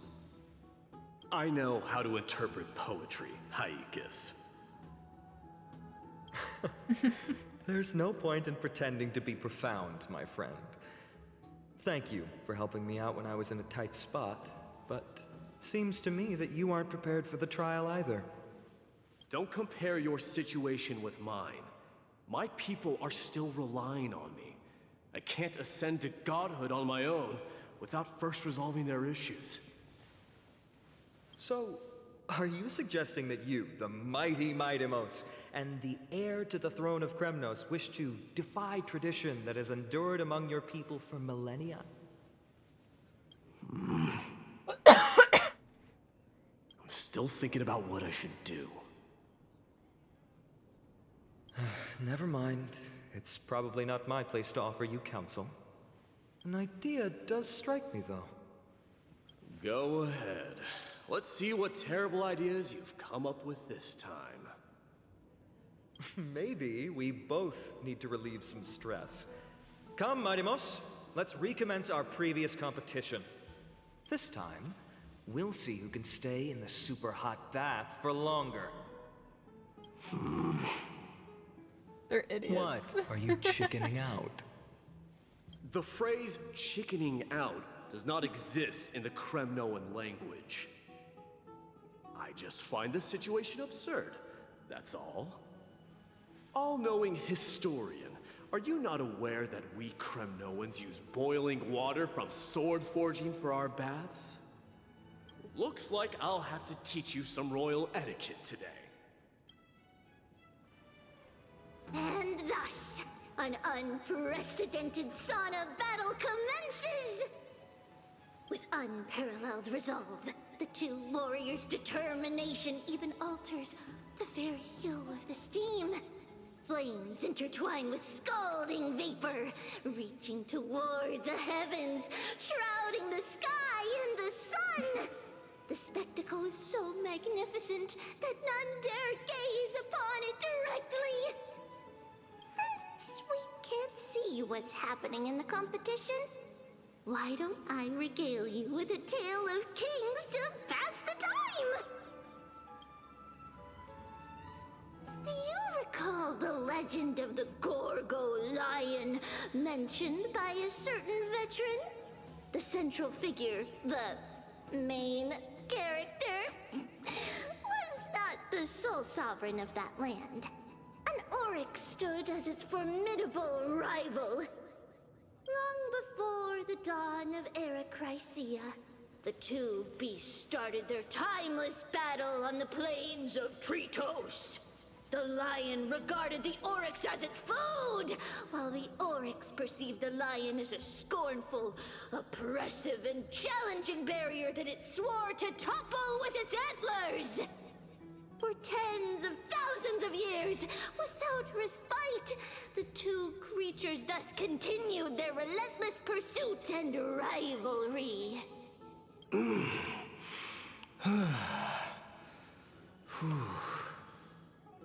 It fixated on its rival's fleeing form in the chase.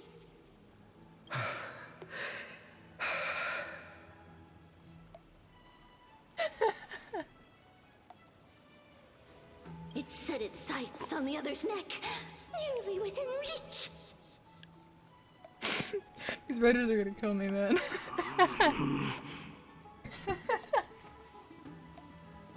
It was stuck in a corner. It had nowhere to escape. On the land of Amphoreus, some lives meet their end at dusk, some at dawn, and yet others are fated to perish under the blistering sun at noon. And at last, the most scorching moment of the day descended upon them. The formidable hand of fate heeded their call and arrived! My lords, would you like me to reduce the temperature a little?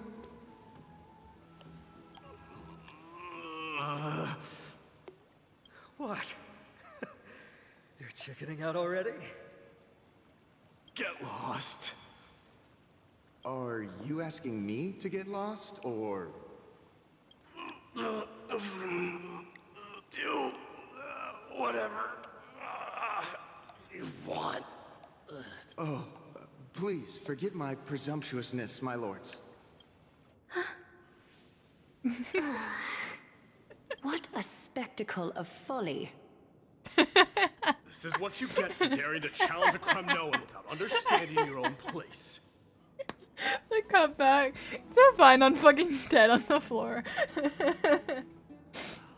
What I'm saying is, your little game dragged down quite a few innocent souls alongside you.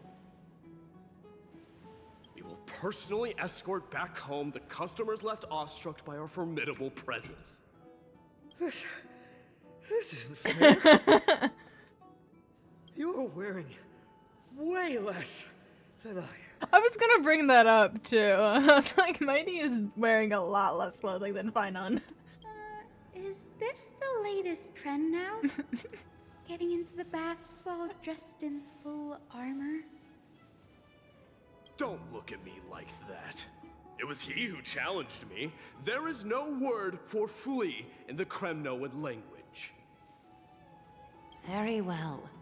Let us bring this farce to a close, shall we? Warriors, it is time to get moving. After recovery, Finon and Mighty escorted the fainted bathers away from the scene.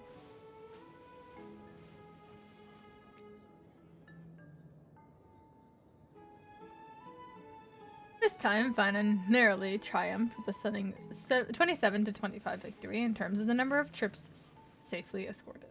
Alas, the flame chase journey is destined to be a lengthy one, replete with obstacles. But thanks to those two, all the gloom has vanished into thin air. Oh, we just had quite the commotion. It's not every day we find the Marmoreal Palace this serene. Shall we continue with our previous plans? Hyacinth, would you care to join us?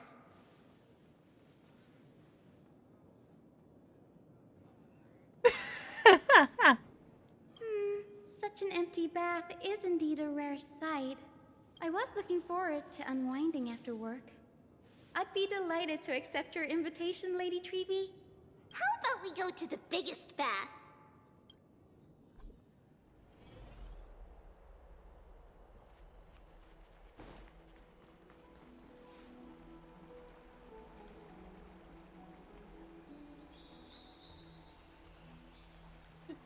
It took me a If it makes me walk me down, check. I'm gonna cry. The water temperature feels just perfect.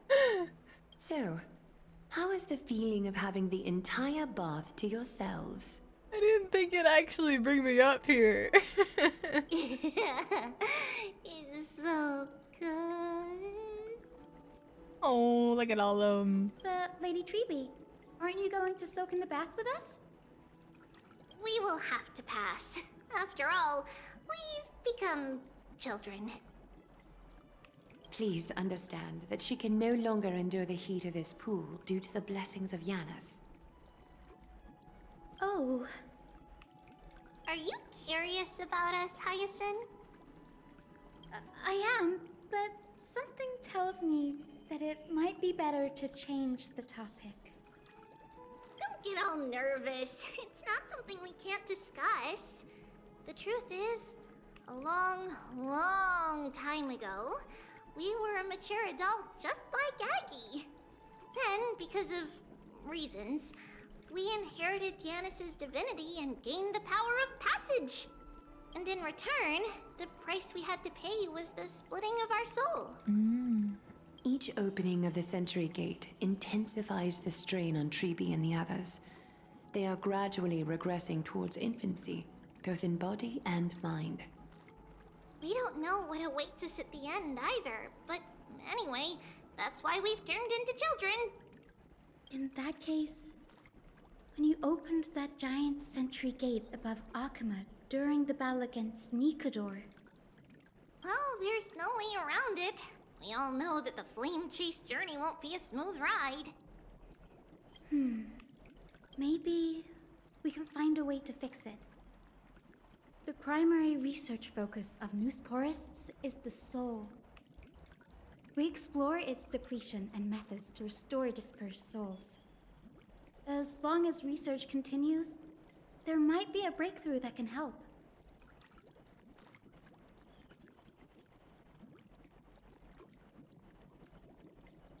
We will do everything we can. So your first reaction is in fact denial. You're indeed an Access student. I look forward to your good news, Hyacinth. Now there's another reason to look forward to tomorrow.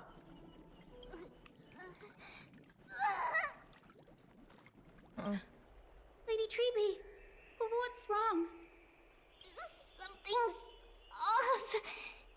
It's that strong feeling again. Is it Trian? Wait, no. It's not Trian this time. It's Trinan. Trinan is in danger. Uh-oh. What's happening with Trinan? I win this round of escorting the bathers home. My god. How does one contender alone make a valid competition? Offering a compliment or two wouldn't be the end of you, you know.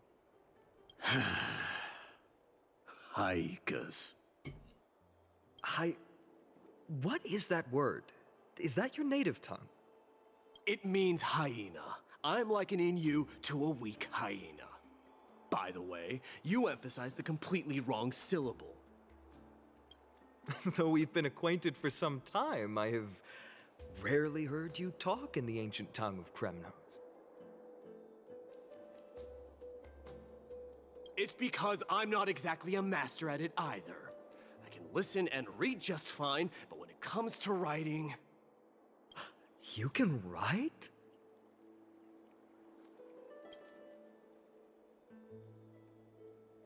You speak as if you don't have a brain. That was in jest. I understand. After all, you spent all your childhood wandering far from home. Worry about yourself first. Oh my god. You also never mention your hometown, apart from when you need to introduce yourself. They need to kiss already. Well, it's because there isn't much to say. Ides Elysiae is simply a tiny village that disappeared many years ago in the flames of war. The only times I get to see it are in my dreams and in... And in? And in the trial from the Lance of Fury. Yeah, I had a feeling. That is. I knew it.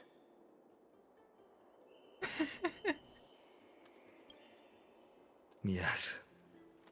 I saw it all. Aedes Elysiae ablaze with everyone. My family, friends, and my kin.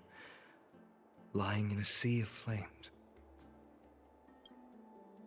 A blood-red half-sun hung in the sky. Just like on that day. And before my eyes, that murderer killed Cyrene.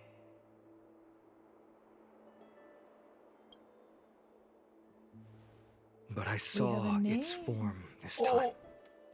A black cloak, an eerie mask, and a broken giant sword that carried an ominous aura. I kind of guessed that based on the specifics of what was brought up when Rem was like looking at the cloaked swordsman. But I wasn't expecting it to just be like, yeah. Tell you straight up. I fought it in the trial. But even though I've been fighting, improving, and resolutely getting stronger all this time, I still couldn't defeat it. You were blinded by hatred and almost lost yourself in that trial. That's right. And that's why I am truly thankful to you, Mightymouse. You finally picked up some manners. Better late than never. Then what about you, Mighty? What did you see in that trial? What do you fear? There is no word for fear in the Kremnoan language. I'm getting the feeling that your language has no words at all. But to answer your question, I saw Akuma in the trial. As well as... my old comrades. Hephaestion. Perdiccas. Ionius. Ptolemy. And Possesta. Ever since I returned from the Sea of Souls, these 5 have been by my side. We faced life and death together during our days in exile. Those 10 years were arduous, yet filled with moments worth treasuring. Each night, we would gather by the campfire, savoring honey brews and singing our hearts out. The wind in the wilds of Amphoreus smelled like rust. Hephaestion would always tease me about adding goat milk to the honey brew, claiming I ruined the blood-red color of the drink. He had a scrawny figure, but was a relentless force on the battlefield, dispatching foes without so much as a blink. Perdiccas was an expert in concocting medicines, delving into all those strange folk remedies. Leonius was a swift runner and our most reliable messenger. Ptolemy was a real bookworm, always spouting off in chapters and verses. When we left Kremnos, he made off with a stack of ancient tomes from the Grand Library. Not like it mattered, as my family owns the library. And then there was Possesta. He was the silent type, but a truly masterful musician. This is the first time I've heard you mention these 5. And their names. You speak so fondly of them. I can't wait to also hear about how they die in traumatic and awful ways. They died on the battlefield before the Kremnoan detachment managed to join Akuma. Stop doing it right after I say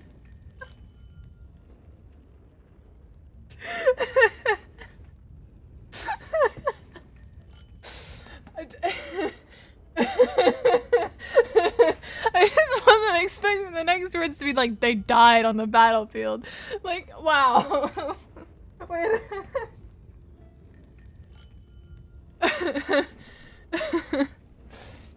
Oh, that sucks. Perdiccas was the first to go. He was shot in the stomach by a poisonous arrow from the people of Ladon in the second month of cultivation. In the end, his remedies mended all but himself. Oh.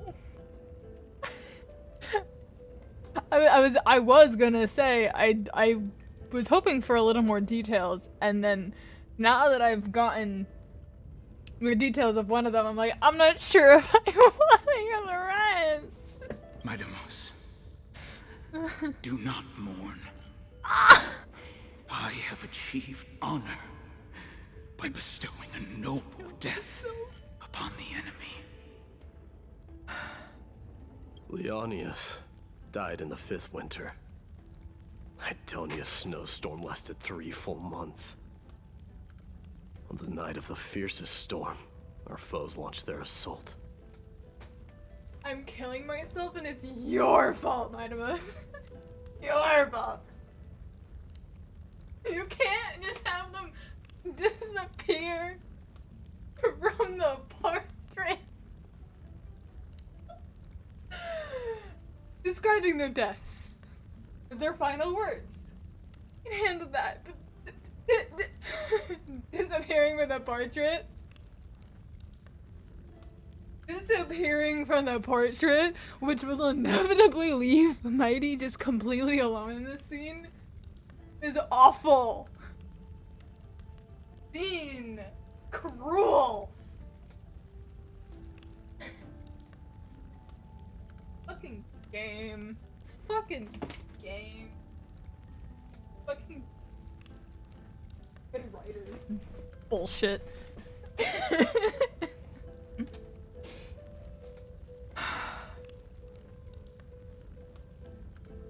Idonia. Is that the city Castorus used to live in? Yes. Those zealots were as fearless as Kremnoans in the face of death, but they lacked respect for honor. They cornered us in the bottomless swamp. Leonius covered for our retreat. They cut his legs off. He vanished into the mire of a foreign land, his body never to be recovered. This is perfect. Mighty Most, I can finally deliver the news of you ascending the throne to the Nether Realm. 20 dusks later, we finally breached the walls of Idonia and entertained the tyrant's plea for peace. However, the rebels refused to surrender and set up an ambush within the city.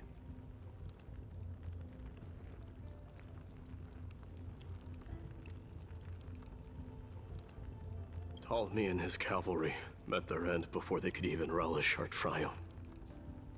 Those obelisks that collapsed after being set on fire became their final resting place. My Demos, please tell my family. It was not cunning schemes that vanquished Ptolemy, but the immense weight of Amphoreus' entire history. Then, it was Pacesta. He lured the enemies into the city of Aenionis with his melodies, buying us invaluable time. Our enemies, consumed by indignation when they discovered the trick, set the entire city and my soldiers on fire. His final words were recorded on a small clay tablet, fractured by the flames. My Demos, don the crown. And at last, my most trusted friend, Hephaestion. He was supposed to stand by my side through it all. But a sudden relapse of his illness hit him on the eve of my duel against my father.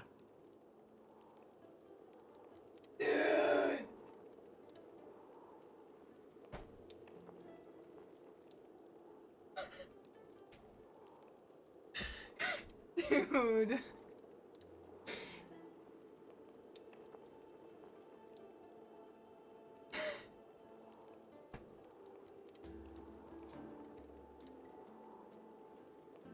That's mean. That's mean. Yeah, I've been getting up and walking.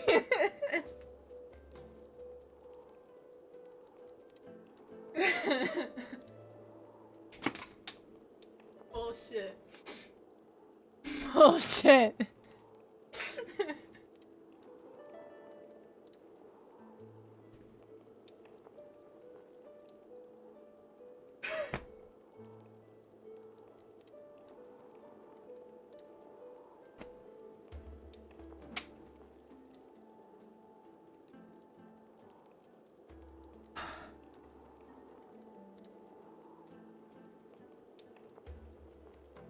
He hid his condition from me. By the time I returned victorious, No! he had no breath left in him.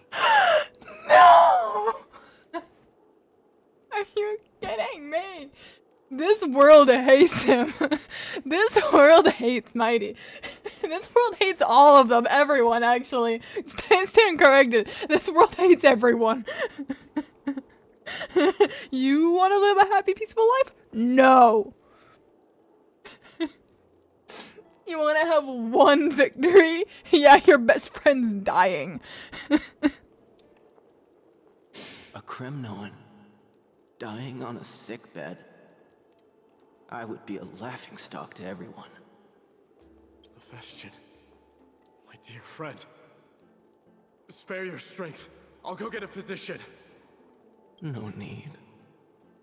Even if Perdiccas were here, he couldn't stop destiny from taking me away. No! That can take you away.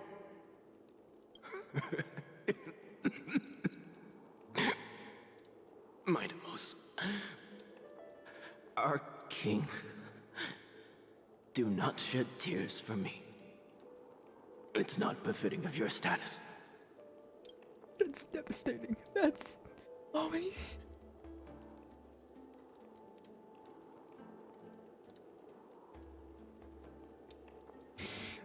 Farewell, my dear friend. You must lead us back home. Bullshit. What a grave trial indeed. Now I understand why you see immortality as a defect, or even a curse. My father threw me into the sea of souls to break the wheel of karma. But little did he realize it would grant me an immortal body and summon a fated revenge on his head. Following his demise, I considered leading my people back to our homeland. Kremnos had already turned it into a wasteland. Only darkness and insanity thrived there. Against the dissent of many, Krateros included, I made the Kremnoan detachment stay in Akama. But I know that their glory will never be doused out. The instant of strife shall inevitably arrive. If you take over Nikador, then you must begin the journey back to your homeland. So, you hesitate because you think leaving your people in the Holy City is a better choice? I don't know, but I have never been crowned. And those 5 were never endowed with any titles. None is aware of their glory. Your predicament is truly complicated. I don't know how I can give you any useful advice. Maybe you could seek counsel from more people, such as the Grand Craftsman. Cartonis' people seem to have been through comparable dilemmas. And that teacher of yours, Krateros? Dee, we've got a big problem!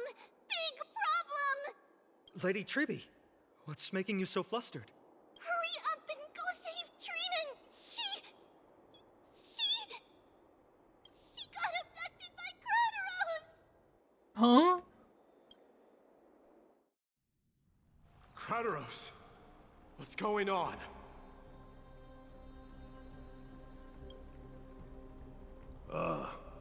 Mighty-mos. It seems I was the one who exposed my vulnerabilities first. Aglaya, I demand an explanation.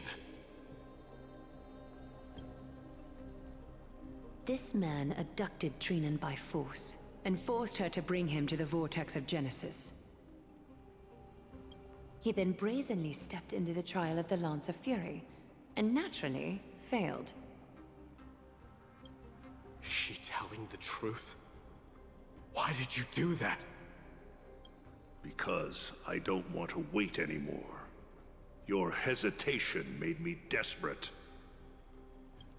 If you want to run away from your destiny to become king, then keep running. Someone will eventually stand up and fill in the gap left by strife. Then they will lead our people home. Age has blinded you, teacher. Can't you see that I'm hesitating because of this very recklessness seared into your blood? Krateros, do you truly believe you're worthy of entering the trial? To blaspheme against the prophecy? Does the mission we Chrysos heirs bear seem like child's play to you? Do you know how the Kremnoans see you, Aglaya? You're a hypocrite and a megalomaniac. The prophecy of Genesis and the flame-chased journey are just excuses for you to seize power. Silence, Krateros. Do you even know what you're saying? Are you defending this woman, Mighty-Mos? How many wars did people start because of her and her so-called prophecy? How many cities fell in the past millennium? Their people massacring each other. Even if this so-called Genesis really exists, will there be a place for the Kremnoans in that new world?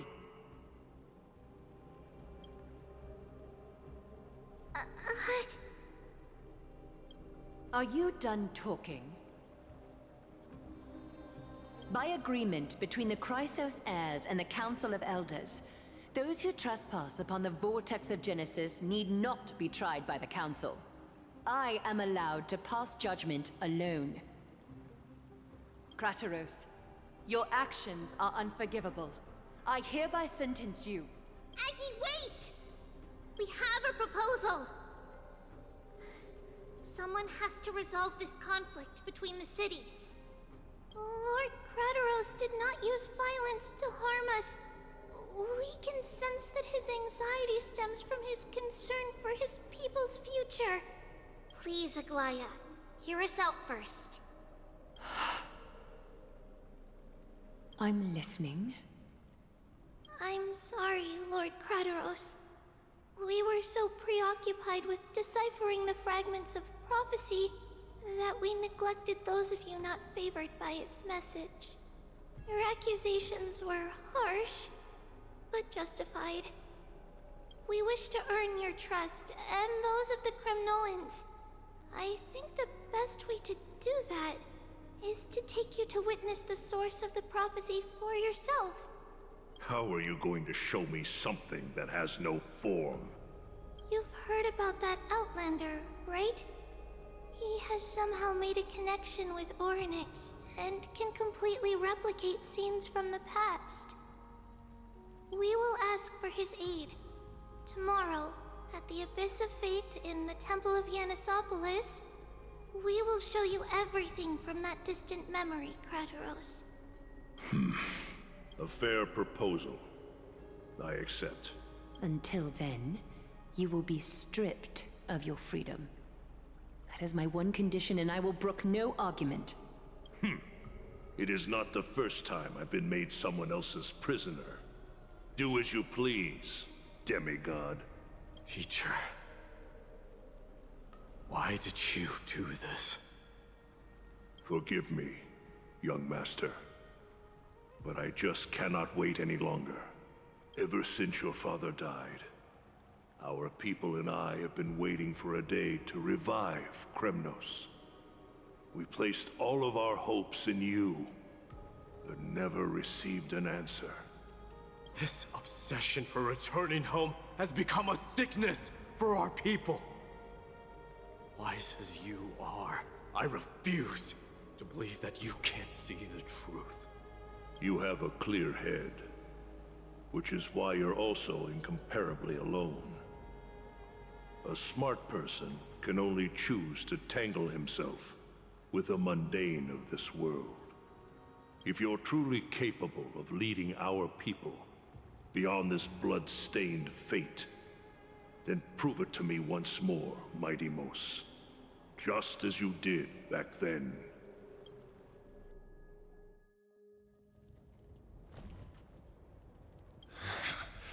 A fierce fighter. I did not expect such heroism from a feeble Akaman. Fulfill your duty as the victor, warrior, and tell me your name. I seek an honorable death from you. As if you have any honor! Listen closely. I am the leader of the Kremnoan detachment, Mighty Mos. I'm here to finish you, father. It's you. The beast spurned by all. So you did defy death. The prophecy was true. You will bring an end to my Kremnoan dynasty. Defy? You're wrong. Death fears me. It's the reason I have this body of steel. As for you, you already stand at death's door, father. You were the one who threw me into the Sea of Souls. The one who tried in vain to enslave a Titan. And the one who desecrated the body of a god. Haaiiirr! You're a weak king.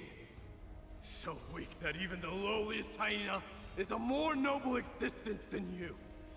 And now, fate's reckoning is upon you. Then swing your blade. Take my crown. Coronate yourself with an old king's blood. And inherit it all. Become the new rightful king of Kremnos. No. I don't want the crown. Listen. If there's only one end for the kings of Kremnos, then the crown means nothing to me. All I want is your life. To avenge Mother and my comrades. But the walls of Kremnos won't fall with me. Do you truly think you can escape fate's grasp, my son? You and I, we're both the same. We feast on strife and fear. Now kill me! The son of Gorgo is destined to be crowned in blood!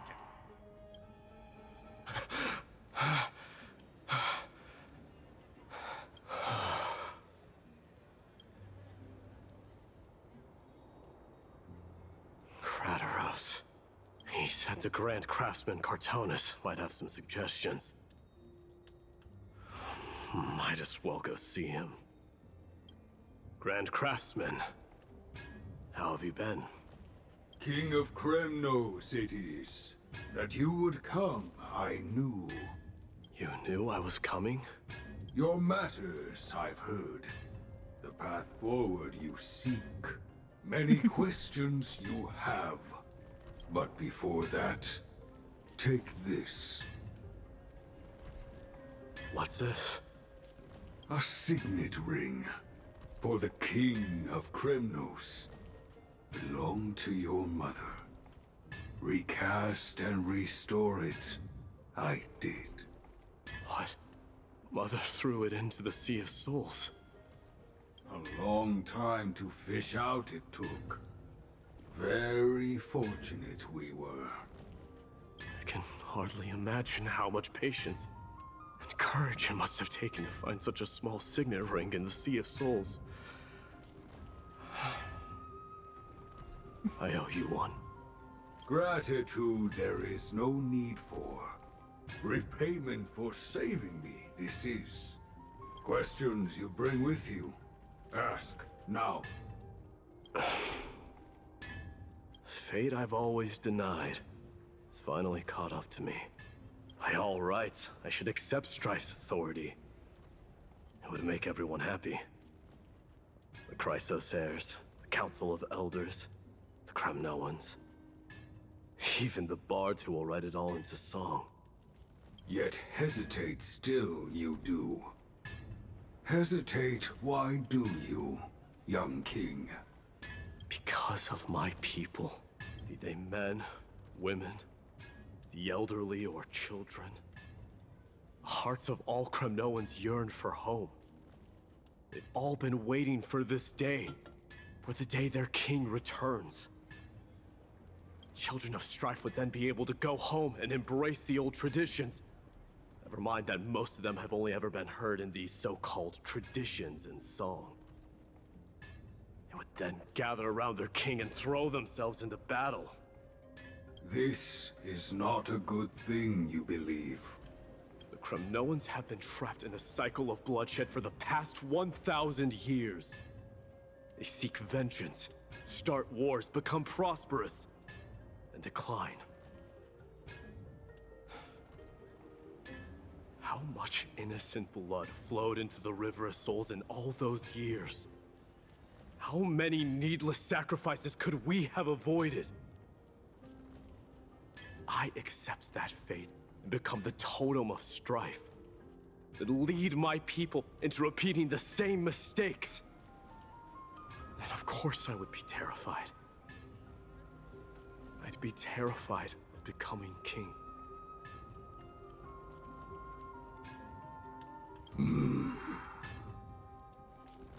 A different kind of Kremnoan you truly are.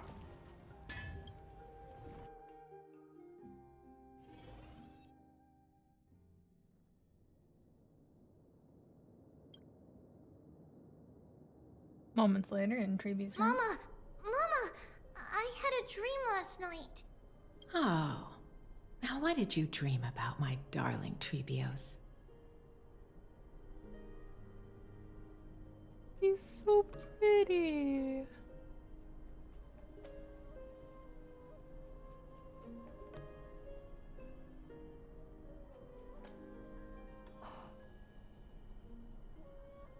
I had a dream that I turned into many me's. Then we made the moon into a ship and made the stars into our sails. Then we floated on the ocean and let the wind blow us in any direction it wanted. Well, that sounds like a lovely dream. Yeah! The ocean and the sky were really, really dark, but there were so many of me that I wasn't scared at all because we'd all sing together. The ocean wind blew us onto an island where the wind tasted like flowers. There were bleating sheep and chirping birds inviting us to be their guests. There were so many animals on the island, but none of them ever fought. Giannis's holy maidens can receive guidance from the god of passages. Perhaps what you saw in your dream is a divine land somewhere in Amphoreus. You think so? What's wrong, Treebeos? You look unhappy. Because on that same island, I saw a dark mountain on the other side of the ocean. And it was very, very tall. The mountain looked alive, and it kept getting closer to the island. Then I realized It wasn't a mountain, but a very, very tall wave made of water. When the wave smashed against the island, it looked like it was going to eat the island up. The small animals tried to chase it away, but they couldn't stop it. Then there was a bang and I woke up. A dark wave. Mama, does something that scary exist in real life? Yes. Unfortunately, it does exist in Amphoreus, but it's very far away from our temple. We call it the Black Tide, though it has nothing to do with water. It has no shape or form, but it can swallow up animals, humans, and even titans, turning them all into monsters. Oh, the Black Tide is a baddie. I don't want everyone to turn into its food. Can't we chase it away? Of course, my dear. You only need to behave well and listen to what the adults tell you. Study all the knowledge and etiquette you need, then grow up and become a proper holy maiden. The divine Yanis will then give you guidance and help you light the way for the people. Wow, I'm gonna eat a lot and study a lot and become a holy maiden. But Mama, you said the Black Tide can swallow up titans too. What do we do if even Yanis is eaten? If that happens, then the holy maiden will have to be the one to guide people on the right path. After all, we are the human avatars of the God of Passages, yeah? Yeah! But one person alone is not enough. Once you're older, you'll make a lot of friends. You must do your best to unite them, because that's also our duty as priests. Friends? Are they also like me and Mama with pretty red hair? They might not, but they'll certainly be just as smart and kind as you. Mama? Am I dreaming? Don't be silly, dear. Of course you're not dreaming. I've always been by your side. What? Now be a good girl and call your friends over too. Let's play hide and seek, just like we used to, okay? My Trebios is the smartest girl. I'm sure they remember where everyone is hiding. The voice sounds so far away. I don't remember. Who am I looking for? Your friends, who will chase the Black Tide away alongside you, of course. Is this from my childhood? I don't remember. Use the spindle to connect everyone.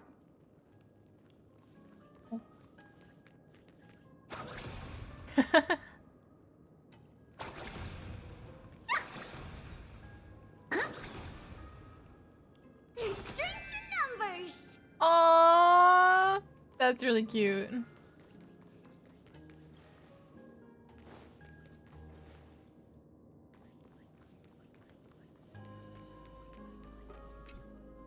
There will be an amazing captain on that big ship. She's cheerful, optimistic, bold, and cautious. She'll be able to get everyone together. Wow, that's amazing! Can I be the captain? Of course you can. But you'll find someone else who's better for the job, my dear. I think that person lives in a beautiful temple that sits atop a hillside, covered in golden fig trees. Ooh. There's a noble girl there who's very smart, but also very delicate. Just like Mama? Perhaps. But before we find the captain, the ship also needs someone who can navigate it. Who could that be? Let me think. I know! She's Treeby! I named this doll after myself? I don't remember it all. Is this a dream? Or something that happened in the past?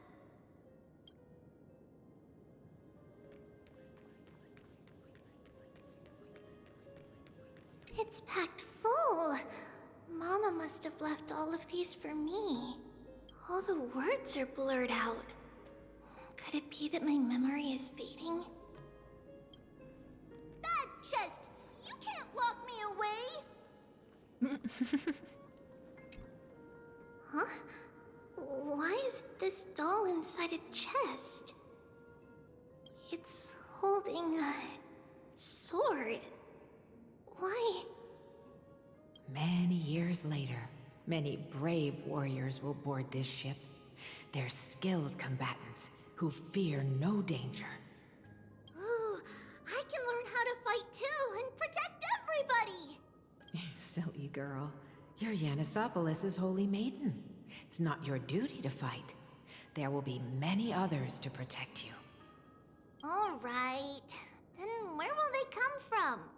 I believe one warrior hails from a lovely village where bulrushes flourish, while another comes from a magnificent royal city. Though each has their own troubles, both are ready to lend their strength for the ship's long voyage. In that case, let Trian fight by their side. This way, they'll always stay on course. How could I have known the name Trian back then? Was it just a coincidence, or...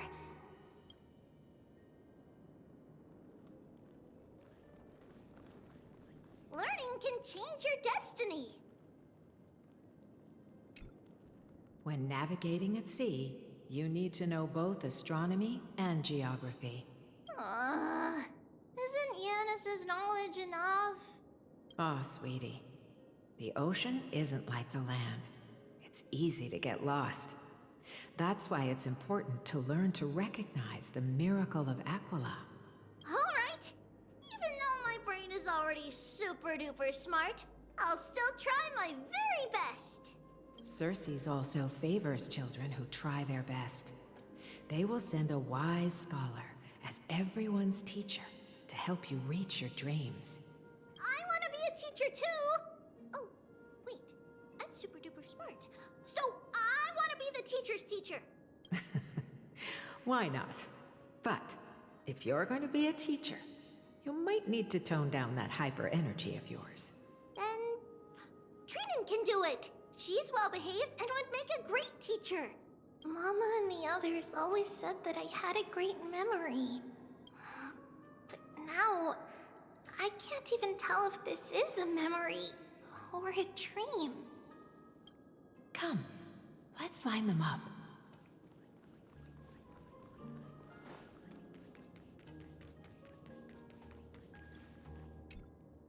Now, Trebios, set them on this music box and let them compose a melody for our song. Music box? What's that? Sweetheart, are you still groggy from your nap? You invented it. I invented it? What does it do? Oh, my lovely Trebi. You're usually so bright. What's gotten into you today? Well, you might as well see for yourself. Put your good friends on it and see the wonders it can do. Put the dolls on. It's rotating. And I can hear something.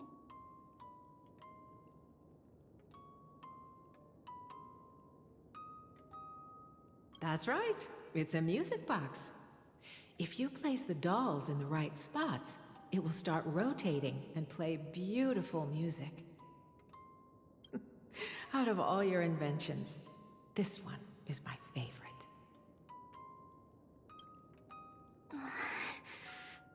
I don't remember. It's all right, my child. I'll sing along to the tune, and it will help jog your memories. Happiness abounded in this lush land by God's chosen. Giants raised their glasses in a toast, beheld by the 12 constellations. 3 carved the heavens and the earth. 3 wove the threads of fate. 3 molded life with their hands, and 3 guided calamity's gate. They declared the world too unstirring, hence wished endless laughter upon the living. Thus you and I were created, with words and song to weave, and love and intimacy to give. Thus creation was complete. Who then will bear the weight of humanity's souls, to lighten the steps of the living as a whole? O great Kefali, all-knowing Father of stature so tall, yet low does their gaze willingly fall. With light of dawn heavy upon their shoulders, golden blood spills unto the land, converging into a boiling river that flows to the heroic heirs of this world.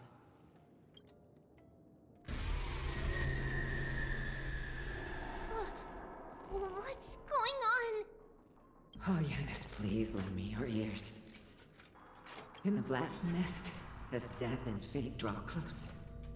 On the bloodied earth, the living dead, but ghosts. It turning scary all of a sudden is not what I was expecting. But I'm here for it. I'm set. I'm paying attention. What is this world? It mirrors your maze-like fate. What is this world? A silent lament without a trace. What is the past? Wandering ghosts that linger. What is the future? Souls scattered by fate's finger. What is the start? A voyage born in solitude. What is the end? A spirit, lonely and subdued. Lonely and subdued. And subdued. And subdued. Subdued. Subdued. Subdued. Subdued. Subdued.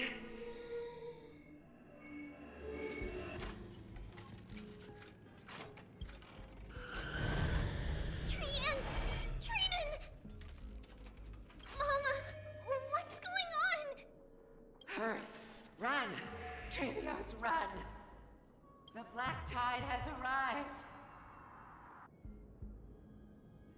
Oh shit. Where can I go?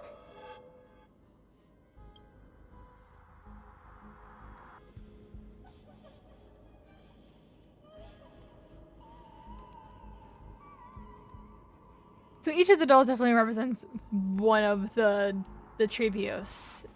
And we're now It's a blessing to the past. We'll pass it on as seeing the ones that have fallen already, I'm guessing. But the... Oh, it's... What's this? I'm curious if I were to count them. I'm not going to, but... Why? Why are there dolls everywhere? This is the sacrifice of a holy maiden. You won't make it to the end. Only one person can. And each of them dying. I know. It's fine if we can't reach the end. Our minds are made up. Go.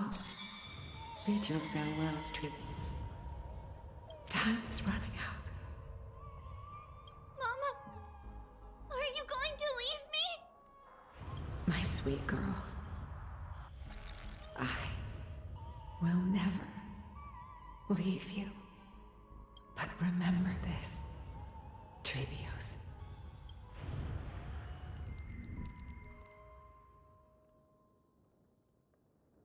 All shall bid farewell to one, and that person alone will witness the miracle.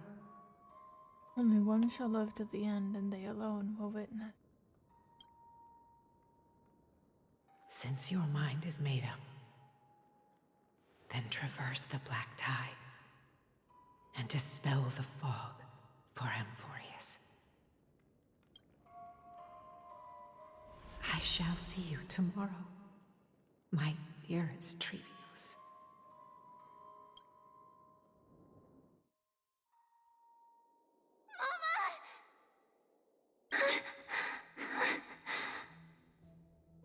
Are we still in a dream?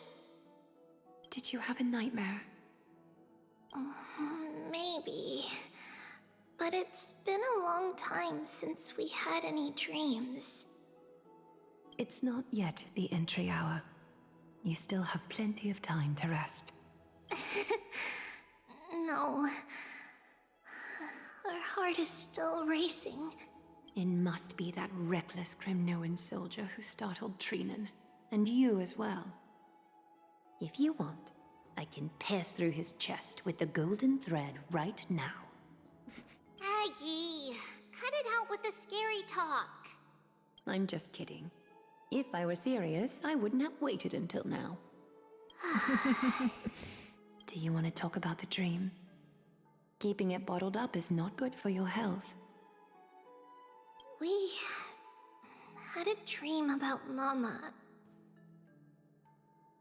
The dream itself was nothing. It's just the timing that feels a bit unsettling. You mean... It's Trian. Even if we refrain from ever using the power of the Century Gate again, her soul continues to slowly drift away from her body. There isn't much time left. Perhaps it wouldn't be such a bad idea to let her relinquish her role as the gatekeeper and live out her days as a carefree child. You have a point, Aggie, but our decision has already been made on that matter. I believe there's still another way. Souls will be spent until they dissolve into dust. Such is our fate. Once we had a whole and connected body. If that body were a tree, then its trunk and branches would share the same fate, decaying at the same pace. Now, we are fragmented into numerous selves. Despite the absence of a trunk, we are offered another possibility. We can choose how our branches will perish in a way that is most beneficial to the Flame Chase journey. Compared with saying farewell to one person, watching many fade away before me is even more sorrowful. But advancing is the destined end of Yanis's trial. There's no retreat in our path. Don't feel sad about saying goodbye to us. We have already agreed on this, right? It won't be long before I forget what sorrow tastes like.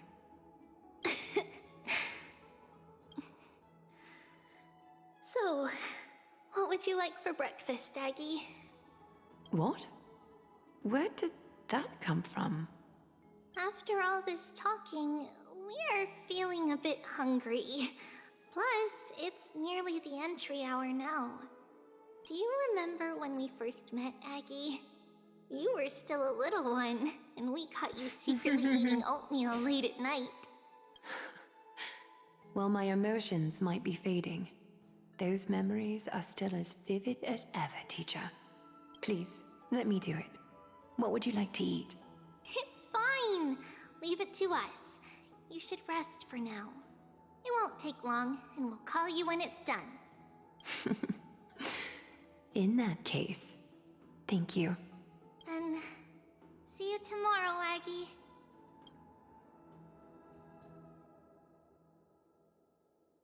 Nevertheless, that nightmare is ominous. Memories are slipping away, even the image of Mama. Just as expected, another trip must be made into the abyss of fate. Hopefully Orynyx will be willing to help us.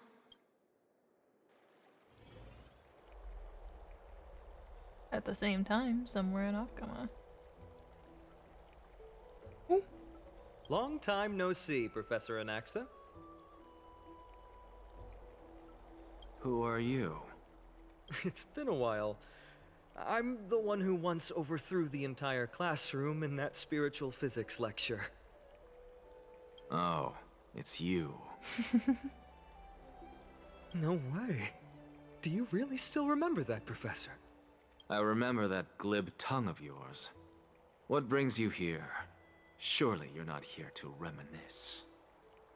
You could tell. Of course. You only beat around the bush when you have a hidden agenda. That's not true. I'm here to seek enlightenment, as always. Could you please teach me everything you know about the black-robed swordmaster? Rumors sure travel fast. Unfortunately, I too know nothing about it.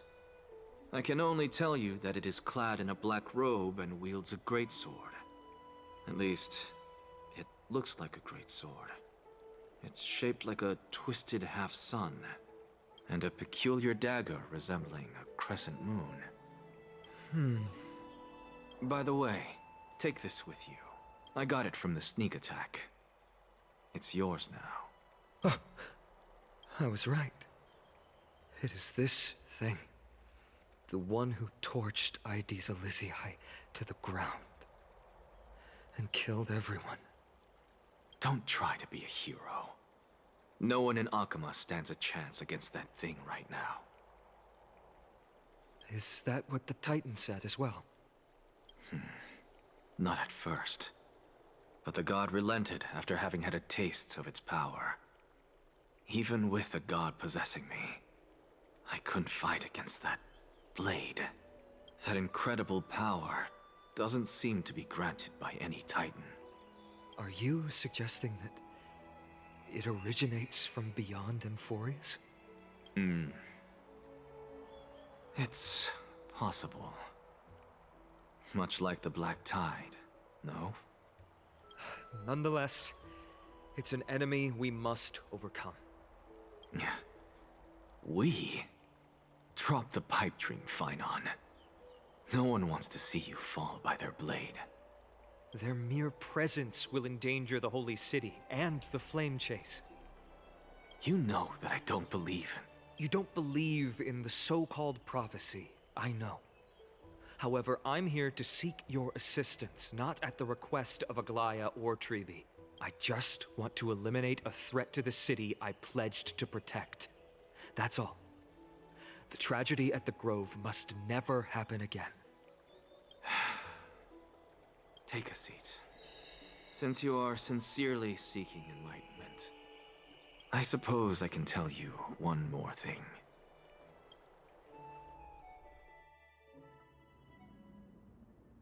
Soon after, in the abyss. What's wrong, Trian? Nothing. Just remembering what happened at the Grove. Monster in the black cloak. So scary. Everyone in danger. Nightmare. I can't forget. Don't be scared. There are no bad guys here. Didn't you save everyone with the Century Gate, Trian? Trian threw it away. Far, far away. It's never coming back. We got back safe from the Grove because of you, Trian. You're the reason the Flame Chase journey can continue. Sorry. Trian feels... a bit dizzy. Why are we here again?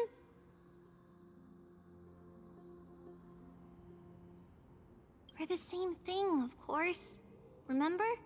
Tomorrow we will reveal the prophecies past to everyone.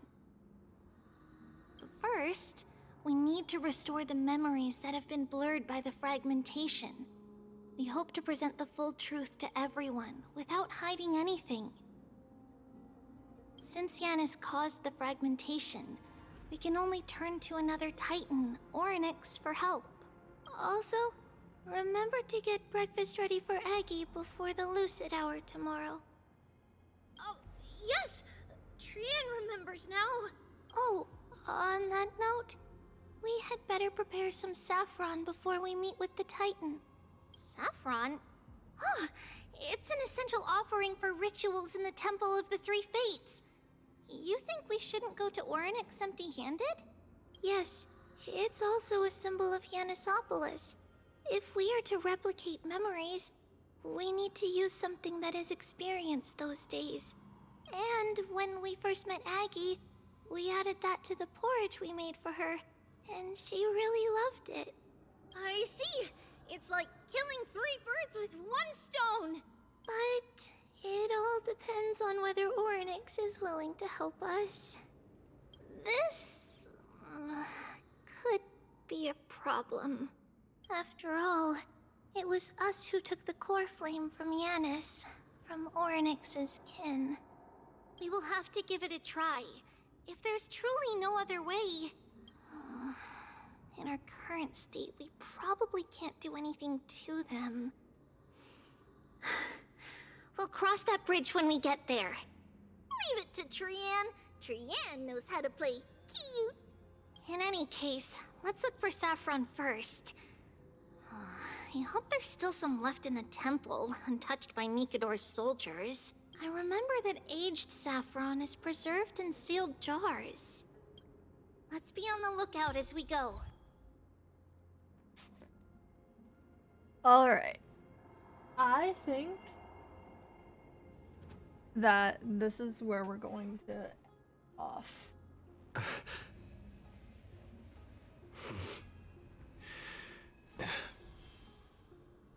Because I don't know how much I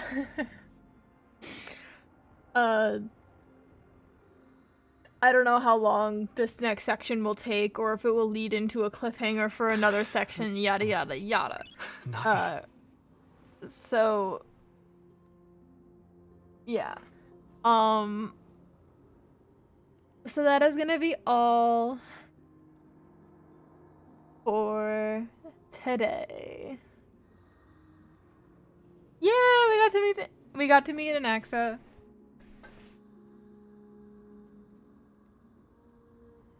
And the black clad swordsman. And the roaring knight.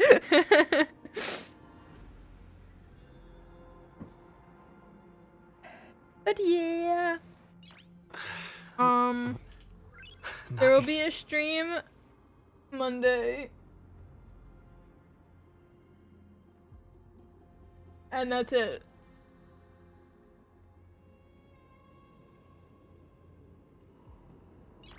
And then we're gone. Nice. Seriously? That's crazy.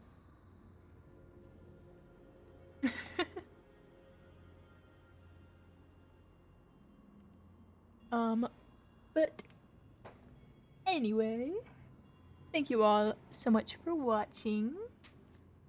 I do hope you enjoyed. I've been having a lot of fun, and I look forward to when I can get back to it.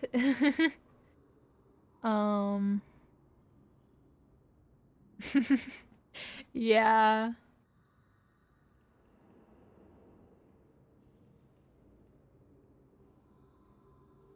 But hey, I got a lot more of it done than I expected to actually be able to get done before I left, which was good.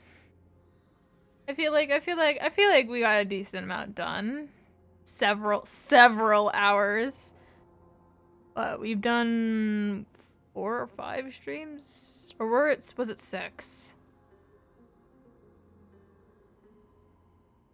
Either way, and all of them we went for a long time. I think there was one that was short, like a 2-hour stream, but the rest of them were like 4 to 5 hour streams.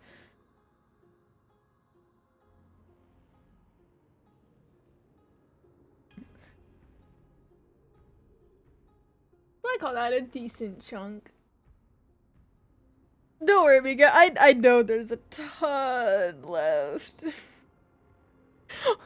Why are you also calling it out of like 14 parts?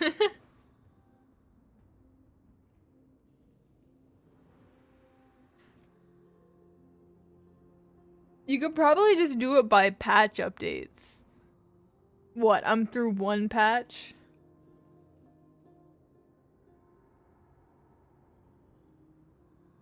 I see. Okay, and then you're doing 2 parts for each patch. Got it. Gotcha.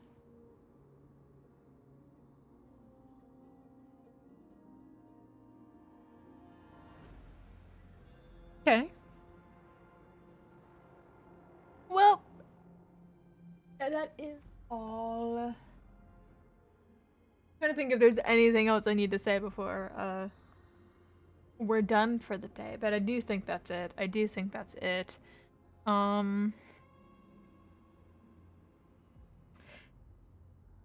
But yeah. Bye-bye. See you Monday. Bye-bye.